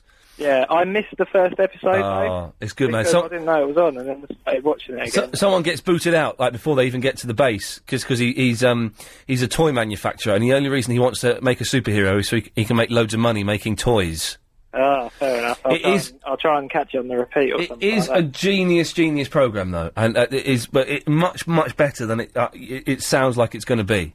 Yeah, because when my housemate first told me about it, and he was like, "It's all right," but it's proper brilliant. Yeah, I love it. I watched 2 of them in a row today, and I was just wetting myself laughing. It's superb. It is quite good. Yeah. Ben, listen, thank you for that. Cheers for that. Cheers, mate. 0870 9090 973 is the telephone number. Josh is in Salem's Lot in America. Good evening. Good evening, Josh. How are we doing, Ian? I'm doing all right. We're trying to get people to do American accents, and they're failing miserably. Oh, really? It turns out it's harder to do than you'd think. Well, why would you want to do that? Because Doctor Who and an awful programme called Superstorm were both ruined for me. Well, Superstorm was ruined because it was rubbish, and Doctor Who's been ruined for me because there are too many people doing poor American accents on there. But there's nothing worse than an English actor going over to Hollywood and doing a very poor American accent as well. And there's quite a few of them. Oh, there's loads. Why do they? I mean, Ewan McGregor's done one. Jude Law was in a film and did a bad American accent. There's a great series that's just started here. I don't know if you've got it yet, called The Riches. Oh no! Do you know what? I've seen trailers for it. It's not over here, but when I was in America, I saw trailers for it with Eddie Izzard and Moonface. What's her name? Minnie Driver. Minnie Driver, who asked me out for a drink once. No, she didn't. She did. She asked me out for a drink once, and what it was, there was a group of people going for a drink. And she said, "Oh, Ian, we did this kind of radio show together." And she said, "Oh, Ian, we're all going out for a drink. It'd be great if you could come along." I was like, "Oh no, I'm going home." And as I walked out, I thought, "What an idiot! Minnie Driver just asked me out for a drink." I went, "Nah, I'm going home." What a stupid idiot! A bit daft, really. A little bit daft. I mean, not that daft. I think I was going out with someone at the time, so. But that's not that's not the point. Also, not that was shortly before the blonde one from Girls Aloud started flirting with me, and again I went, I'm off home now, cheers. No, you're just making it up now. I swear to God, they're both true, those stories. Which is the blonde one? The fit one that's always on the front page of the Star in her pants, Sarah. They're all... Oh, no, she's not fit. She's the least fit of all of them. No, the ginger one's the least fit. Well, that's true. Yeah, okay. Anyway, Josh, we're going slightly off topic. But look out for that. It's a good series, The Riches, anyway. It's good, is it? Yeah, it's very good. Eddie Izzard's brilliant in it. Okay, yes, I should check that out. I was going to say to you, you said the other week something about your main influences on radio being Nick Abbott and Tommy Boyd. And Clive Bull I would include in that list, without sucking up to him. Would you include, now I would say, you might not have heard of him, but Chris Ryder. Do you know Chris Ryder? Do you know I haven't heard of him? Caesar the Geezer, Caesar the Boogeyman. Oh, he's Caesar the Geezer? Yeah. No, he's a Muppet. Oh, he was good. He was good for a week. Kiss FM. What? When he was at Kiss FM, he was brilliant. I never heard him on Kiss. He was good for about a week when I was in my second year of college. So I would have been about 21. So that would have been 94 when he first started at Talk Sport. But then he just took it too far, and he's rubbish now. Where is he now? Oh, last I heard, he was on some poxy little station in Southampton or something, and it was just awful show. Well, when he was on Kiss FM, Nick was on Virgin, and they used to have sort of slanging matches, not between themselves, but between their listeners going on the whole time, and it was great crack. Oh, fantastic. Yeah, no, he was great. He was really good. There are elements of Caesar, but I always think what makes Tommy Boyd so good is he's quite subtle in his wind-ups, and when he's pushing people and when he's tweaking them, it's always quite subtle. And with Caesar, it's like a freight train coming at you. Yeah, I'll give you that. Yeah. And I can see why people like that, but I prefer it just to be a little bit subtler. Yeah, Tommy was that, and you're a bit like that way yourself, yeah. Yeah, I kind of, I guess I'm influenced by that. But, I mean, there was the thing when didn't he, I know that Caesar did a good wind-up about aliens or something, and everyone bought into that. I don't know, I'm not sure. He did, that's right, he did, and I forget which station that was now, that might have been Kiss, or Invicta, but yeah, he did get in quite a bit of trouble for that. Josh, listen, can you do an American accent? Absolutely not, and I have no intent. Well, I tell you, I'm in Siler City now, and that's the way to do an American accent. You don't pronounce your T's. So I'm in Siler City. Well, yeah, that's just like, you just sound like a chav, though, when you do that. Well, no, I don't. Well, you do a little bit if you just drop in your T's. Oh, yeah, I suppose. But that's how they talk here. Josh, thanks for that, mate. Take it easy. Ta-ta, take it easy. 0870 9090 973 is the telephone number. Last half hour of the show. Chris, would I be right in saying it's a good time to call in? Yeah, it's a good time to call in, seeing as we got about, hang on, 7 lines free. Okay, right, what? Yes. I mean, that's what I meant, that we haven't got any calls, but I wasn't going to spell it out saying we haven't got any calls. Oh, okay. It was a subtle way of saying, good time to call in now. Not, we haven't got no calls. Please call in. There's a call there from Henley-on-Thames. And from Essex. Yes. We'll get them. Okay. Oh dear. So let's have a little, Andrew? Hello, Ian. Can we come to you after the news? Yeah, no problem, mate. Is that all right? Yep. Go and have a cup of tea or something. I'll have a drink, yeah. Are you a smoker? No. Oh, okay. You got time for a fag if you want one? No, I'll have a drink, but I won't smoke. Okay. You've never been tempted? No, never. Sometimes I watch smokers and I'm envious of them. Yeah, I am until I smell it, yeah. But sometimes, don't you think it smells quite nice? No. A pipe smells nice, doesn't it? Yeah, pipes and cigars, but... I wouldn't mind being a pipe smoker, apart from the fact it gives you cancer. That's a downside for you. That is one of the downsides. Andrew, we'll come back to you in a second. Oh, mate. Ta-ta. 0870 9090 973. Ducks, American accents, superheroes. It was ever thus. The new construction. LBC 97.4. Iain Lee's Good Evening. Okay. Call 0870 Yeah, you know all that. Andrew. Hello, Ian. I'm just, want to squeeze in as much as we can before 10 o'clock when Clive does his show. Yeah. Right. Right. You know your travel lady, is it Karen Mercer? It's Karen Mercer, yes. Yes. Is she going to be the new Jamie Oliver for Ducks? Well, she could be. For anyone who missed it at the start of the show, I had a row with Karen Merce, the travel lady, because she says you shouldn't feed ducks bread. And then she brought me up a document that was supposed to support her argument, and it said, quote, there is nothing inherently wrong about bread as duck food. So... Yeah. I mean, you had pictures in the paper of women feeding kids in schools with hamburgers and that. Are we going to get pictures in the paper of people feeding their ducks and that through bars with bread? Well, boss, I don't. Are you supposed? You're supposed to buy a bag of. You're not. You know, you're not supposed to feed rabbits lettuce. What? Yeah. No, that's mind blowing, isn't it? What? It sends them to sleep. Yeah, and. Well, no, you're not supposed to do it. It's got a chemical in it, and this is true. And if you can't sleep, you're supposed to have like a lettuce sandwich or eat a few leaves of lettuce before you go to bed, because it releases a chemical that makes you sleepy. But rabbits, it's bad for them, and it can knock them out completely. Oh, now you've told me, mate. Well, exactly. But everyone thinks, well, I've got lettuce, got rabbit. I'll combine the two, and they'll go and have a nice thing. But you're not supposed to do it. Yeah, but things they'll do it for a laugh now, wouldn't they? Well, yes, it is good. And you know how to hypnotise a chicken, don't you? No, go on. Oh, I've done it once, and it's you know, it's probably not right, but you get the chicken's head, you push it onto the table or the floor, you put your finger, so its beak is on the floor, you put your finger at the tip of its beak, yeah, and you slowly draw a line with your finger, a straight line from the beak, out for a few inches, and then you can let go of the chicken, and for about 5 or 10 seconds, it just won't move, it'll be transfixed. Yeah, but why would you want to do that?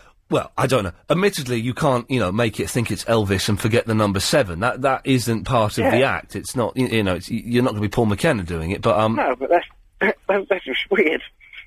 It is weird, I suppose, isn't it? Yeah. When you put it like that. Yeah, I'm going to let my chickens go this evening, Andrew. Yeah. I shall no longer use them to entertain children. You get people that, I've got a chicken, hang on.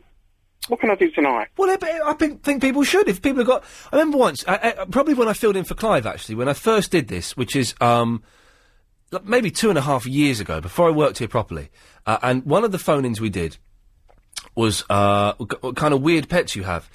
And the number of people that phoned in and said they had chickens as pets was incredible. There are hundreds of chicken owners listening to this right now. Why would you have a chicken as a pet? Well, I don't know. I couldn't work out. And it was for pets. It wasn't... yes, they had eggs as a nice byproduct, but that was purely coincidental, and they ate them. They were never going to eat the chicken, and it lived in the back garden. Yeah. And it was a pet for them and the kids. They're going to take it for a walk, are they? And it's a strange thing to do. But there are loads of people that have chickens as pets. Weirdos. Yeah, Andrew, they are weird. You're absolutely right. Rosie, would you ever have a chicken as a pet? No, probably not. It's a little bit strange, isn't it? Yeah, my friend has chickens. Oh, right. What, as pets? Yeah, in her back garden, yeah. See, there you go. We got one straight away. We've got one straight away. 6 degrees of Kevin Bacon. Anyway, Rosie, what can I do for thee? I wanted to talk about American accents in Doctor Who. Oh, it was rubbish, weren't they? Yeah, especially the woman last week. I think it was last week. I didn't see the blonde woman in the show. Yeah, who was her husband or fiance was piggified. He got piggified. The thing is, Doctor Who is brilliant. I absolutely love it. I think David Tennant is the second best Doctor Who there's ever been after Tom Baker. Yeah, my sister worships him. He's brilliant. He's good looking. He's quirky. He's cool. Yeah. He's got a really strong Scottish accent in real life. I know. Which is amazing. Yeah. And he's a really good actor. The new assistant, she's all right. Yeah. Don't think she's brilliant. Billy Piper. I thought Billy was good, but the stories are really good. The special effects are really good, which is, for a BBC programme, they're never good. And I like Doctor Who and Time Lords and TARDISes and stuff like that. But the American accents are just atrocious. Yeah, although, the bloke that was in Casualty, his name was Rick in Casualty, I think. He was in the last one. He was like the hero guy. He was really good. Which one was he? He was the one that got piggified. He didn't get piggified, no. He was the leader of the people in Hooverville. Oh, was he the black guy in Hooverville? Yeah. Okay. He was in Casualty, was he? Yeah, or Holby City.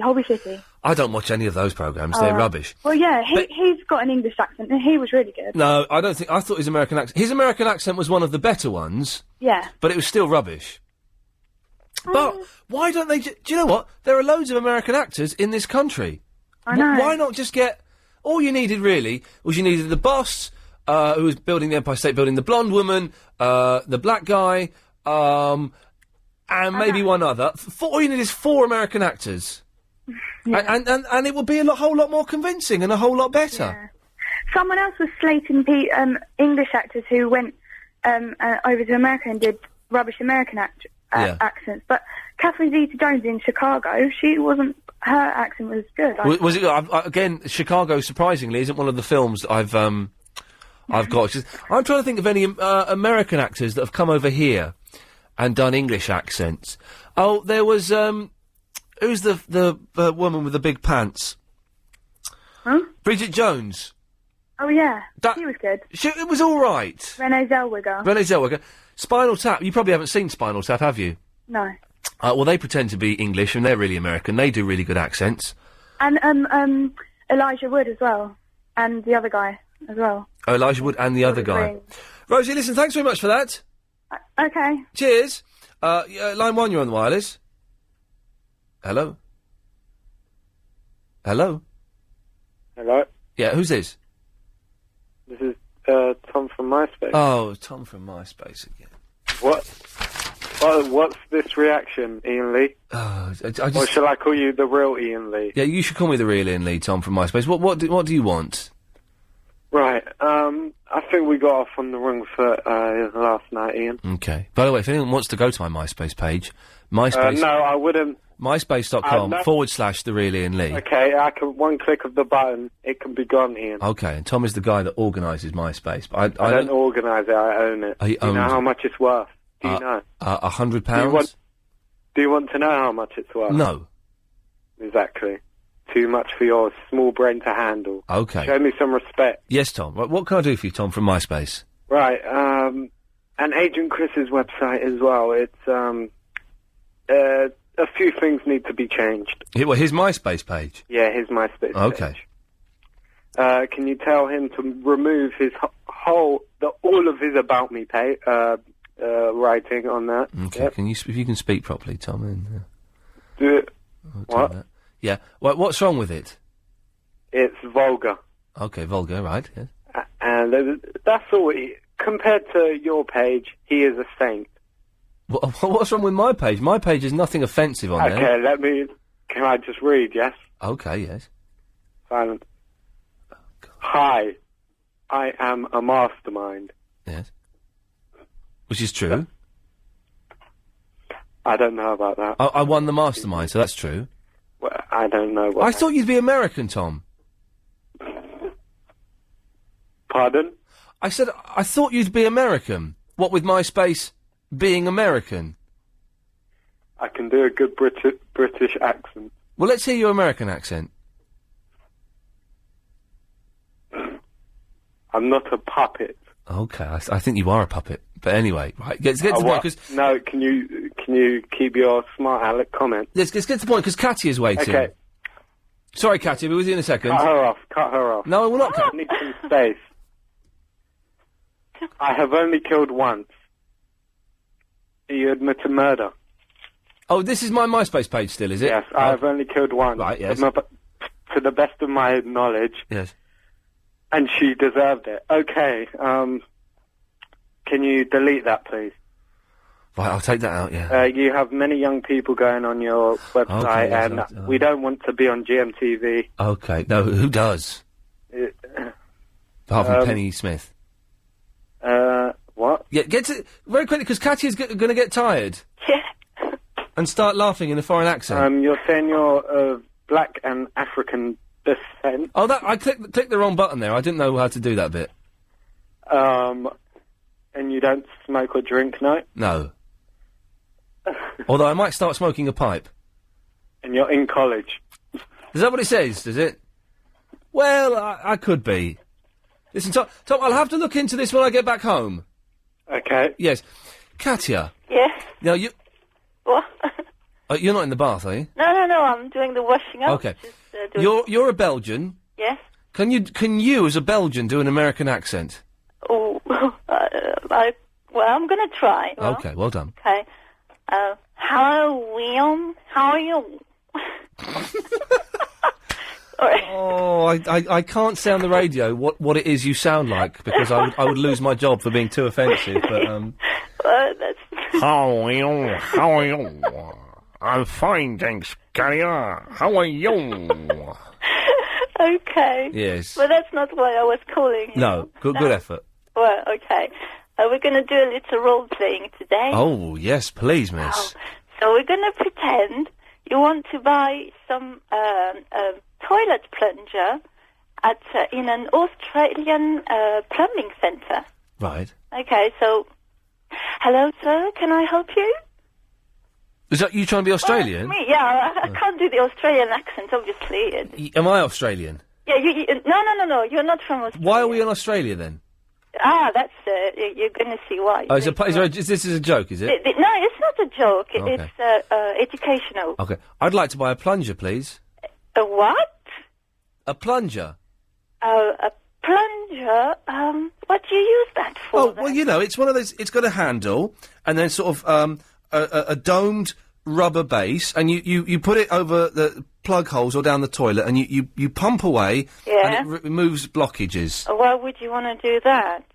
Well, because I've blocked my toilet. Oh, well, then obviously your toilet's not in Australia. Because... Well, no, it's not. It's back home in England. Well, I'm really sorry, but we don't sell toilet plungers in Australia because Australian toilets are unblockable.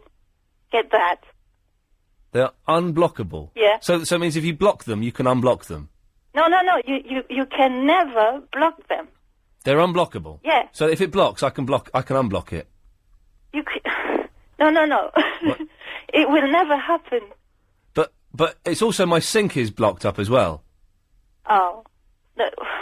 That's... Yeah, I got some hair down the sink and some old soap, and it's... Yeah, well, okay. So I need to... and the plunger will clear...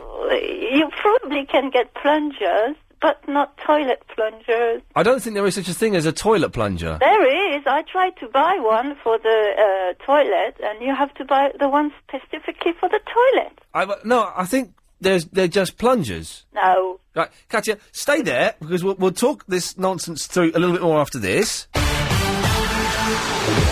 Travel news now, here's Karen. In Tottenham, Down Hills Park. Yeah. I'm watching. Oh, I'm bored with those jingles. We need something different. They're boring. Chris and I are watching. This is the best video I've ever seen in my life, Chris. It's very addictive. Katya, this is because of you, right? What? I just typed in toilet plunger. Oh, I know what you found. The video of the woman? Yes. With the short hair? It's brilliant. How to unblock a toilet. This is the greatest video I've ever seen in my life. And this woman's just sitting there, and she keeps flushing. Do not keep flushing. Oh, so sorry. Now, but that's the plunger. This is a brilliant video. I advise everyone. Yeah. Type in toilet plunger, and you'll see in Google. It'll come up with a video how to unblock a toilet. Oh, look, she's got smacked in the face by that, and that's been down the toilet. Oh no! Oh, it's just going in the toilet. Okay. You'll see an absolutely genius video, but the plunger in that is a normal plunger. Oh well, I don't know. I've seen some different ones. Well, just for the toilet. I saw a toilet plunger, and I said to Chris, Chris and I typed in toilet plunger. Yeah. And I saw one, and I said to Chris, God, look at that. It looks like a... Yeah. And he said, well, which end would you... And I said, well, the smaller end, and the other bit's the handle. It looks like a rubber duck. Yeah. No, yeah, it looks like a... Yeah. Okay. Yeah. But, right, so you're telling me... Oh, look at... Is that the same woman? Yes. At the end of the video... Yeah. When the person in blue appears, the plumber, yeah. Is that the same? Is that the same as the woman? Presenter Christy Dubois. Is that the same? Oh, how many people worked on that? There's 20 people worked on it. I could knock that up in 10 minutes. Anyway, what were you telling me? Oh, get this out. PC and Mac. Hello, I'm a PC and I'm a Mac. Get out of here. I can't watch that. Do my head in. So what was your point, Katya? Well, after some research on the internet, because obviously I had my toilet blocked. Right. I stumbled upon the Australian toilets. outside. That's what I was learning, that you can't block an Australian toilet. Never. Why not? Because those Australian men are pretty big. I don't know what's with the plumbing in the toilet, and that's what I'd like to know, because they didn't divulge anything in that site. It was pretty, top secret. If any Australians can tell us the secrets of the dunny, that's what it's called, a dunny. A dunny. 0870 90 90 973. Oh, we may not get time to answer that now, but... Okay, well, anyway, I'm going to have to go now. But, Katya, your little lartsy there, your little scene, was very educational. I know. Ta-ta! Bye. Bye-bye. I've got to do this. Oh, I'll put your fader down now. Oh, I'll leave it up, because no one's calling in. Oh, yeah, but I need to call people back, don't I? Well, let's hear you doing it. All right. It's a bit embarrassing. In the LBC How Low Bank Holiday Weekend Special, we've an awesome high-definition package for you. You could win an amazing 42-inch Samsung HD plasma TV and a PlayStation 3. That's pretty good going. Hi, Gary, it's Chris. Hi, Chris. I'll pop you through to Ian, all right? Thanks, mate. Yeah. The auction closes on Tuesday at 11:30pm, so that's tomorrow. Is it... No, it's Monday today, isn't it? Yeah. The lowest unique bid wins in How Low, so you need to make the lowest bid in pence that no one else matches by the end of the auction. You know how to do this, don't you? To bid, you text the letters LBC, followed by your bid in pence to 88821. The auction closes at 11:30pm on Tuesday, the 8th of May. Bidders must be over 16. Yes. Bids cost £1.50. Yes. Standard network rate applies and you have a limited number of bids. See lbc.co.uk for full terms and conditions. I've just realised I've been whacking all the levels up too high for the last half hour because I've had my headphones turned down. So everyone, it may have been really distorted at home, but that's, Jamal! Oh, howdy, Ian. Is that you trying to do an American accent? Don't I sound American? No, you sound absolutely awful. Really? Yeah, you sound as though you should perhaps be in sheltered accommodation. Well, I'm not American, but I know. I knew that. You didn't need to say that sentence because I could tell you were not American. Well, I tried my best though. But the thing is, we all think we can do an American accent, but we can't. Yeah, tell me about it. We can't do it. I think I can do a great American accent, but I know I'm really rubbish though. It's awful. One of the worst. Can you do an American accent? No, I think I can, but I can't. My American accent my American accent turns out it ain't that bad because it sounds a little bit like that. Oh, that's pretty good, actually. It's not bad, actually. I didn't know I could do that. Okay, it's my go now. All right, I'll give it a go. Hold on. Let me compose myself. Yeah. My American accent is absolutely rubbish. Yeah. Your American accent belongs in the trash with communism and Iraq. That's not bad. That's not bad. Let me just put it into the database. The database. Okay, well done. Yes. Yes. Jamal, was that it? No, there was something else actually. Oh right. Well, you weren't on Clive's show the other night, were you? Yes, I was. Were you the one who was doing the talk to the ladies? Yes. I heard you because I was at my mum's that night and I was in my bedroom, my old bedroom from when I was like 17. And I was listening on my rubbish old stereo I used to have when I was a kid. My sister's one actually. I nicked it off her. Right. And I heard. I didn't hear the conclusion to the story. Did you impress any of the chicks? Absolutely. What? In as much as you got their phone numbers? Well... Yes. Okay, Jamal, you don't need to say any more, sir. I understand. In my day, we would have called it crashing and burning. Really? You crashed, and indeed, you burned. Well, I didn't burn, but... I'm sure I impressed them, but there was no end result, as I'd hoped. Well, in that case, if there's no end result, it don't count. Oh, yeah, fair point. Jamal, anything else? Yes, Well, I'll have to come back to you after this, sir. Tired of being awake, right? Well, Lino has sent me video footage via YouTube of the Australian dual flush. And someone's written... this is on YouTube, right? And it's basically a toilet flushing, to show how an Australian toilet flushes. And someone's written a message, how come there wasn't a bowel movement in the toilet? You're wasting precious water. I'd love to come down there and shove your head in that toilet and then see what you have to say for yourself.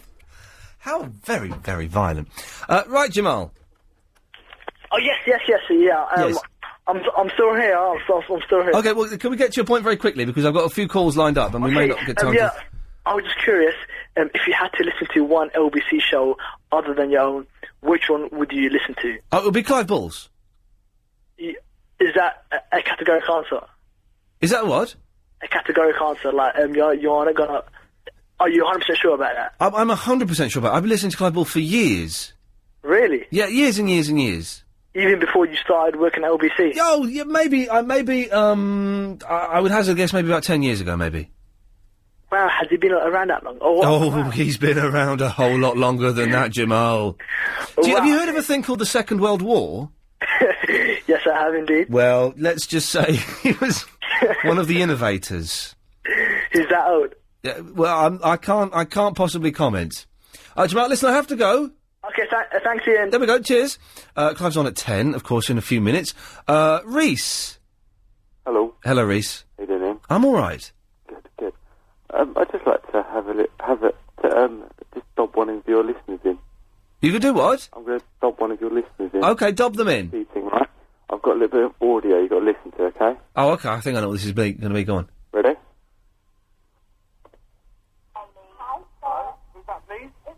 You hear that? It's Barnsworth on the Scott Mills show. Okay, what are you saying? I noticed. Okay, why? Because I was sunbathing in my garden earlier on and I felt a bit mucky, so I got in the shower. Really? Yeah. Okay. You felt a bit mucky? Tell me you've had enough. Yeah, I've had enough. Thank you for that. There was, I believe they're doing a phoning. Get this on the Scott Mills show. Have we got any naked listeners right now? Anybody listening naked? God, blimey, it's like the old days, isn't it? Very quickly, line 5, you're on the wireless. Don't forget to change the bandages. Oh, yes. Thanks for the reminder, Dad. And finally, it's Gary's in Germany. Hi, Ian. Hello, Gary. How are you? Sorry, howdy, partner. How are you? It's impossible to do a decent American accent, isn't it? Absolutely. But why would we want to? Because we're not American. No, exactly. I've only got about 30 seconds because Chris has muffed everything up. That's a quick question. I don't think I've missed it. I hope I haven't. What was the news about your shoulder on Saturday? Oh, I forgot. Well, I went to the physio, and he said, the osteopath, and this is basically, my left shoulder was kind of much more pointed than my right shoulder. You missed all this, Chris, because you were bunking off. My left shoulder was much more pointed. The sort of pointy bit at the top had come up and forward a bit. And I went, and the osteopath saw there was something wrong, loosened my collarbone, sort of moved it around. That sounds a bit ominous. Yeah, he said, right, I'm just going to loosen your collarbone. I went, what? Oh. And it was painful, actually, when he was doing all this stuff. And he did some jiggery-pokery, and it seems to be a little bit better. I'm going back on Friday, but I certainly have more movement in it, and it's not quite as pointed. Oh, well, so it's going in the right direction. It's going in the right direction. Gary, I've got to go. Okay. Cheers, mate. Take care. Ta-ta. There we go. Okay, right, that's it. For a bank holiday... Chris, your bank holiday show, that wasn't bad. It's one of the best. It's definitely in the top 8 bank holiday shows I've ever done. It's a tough one. Okay, 0870 send me with that paper, Chris, I'm not finished. 9090973 is the number to call up now if you want to speak to Clive Bull, and I shall be here tomorrow at 7. This is Chris, steady on, mate.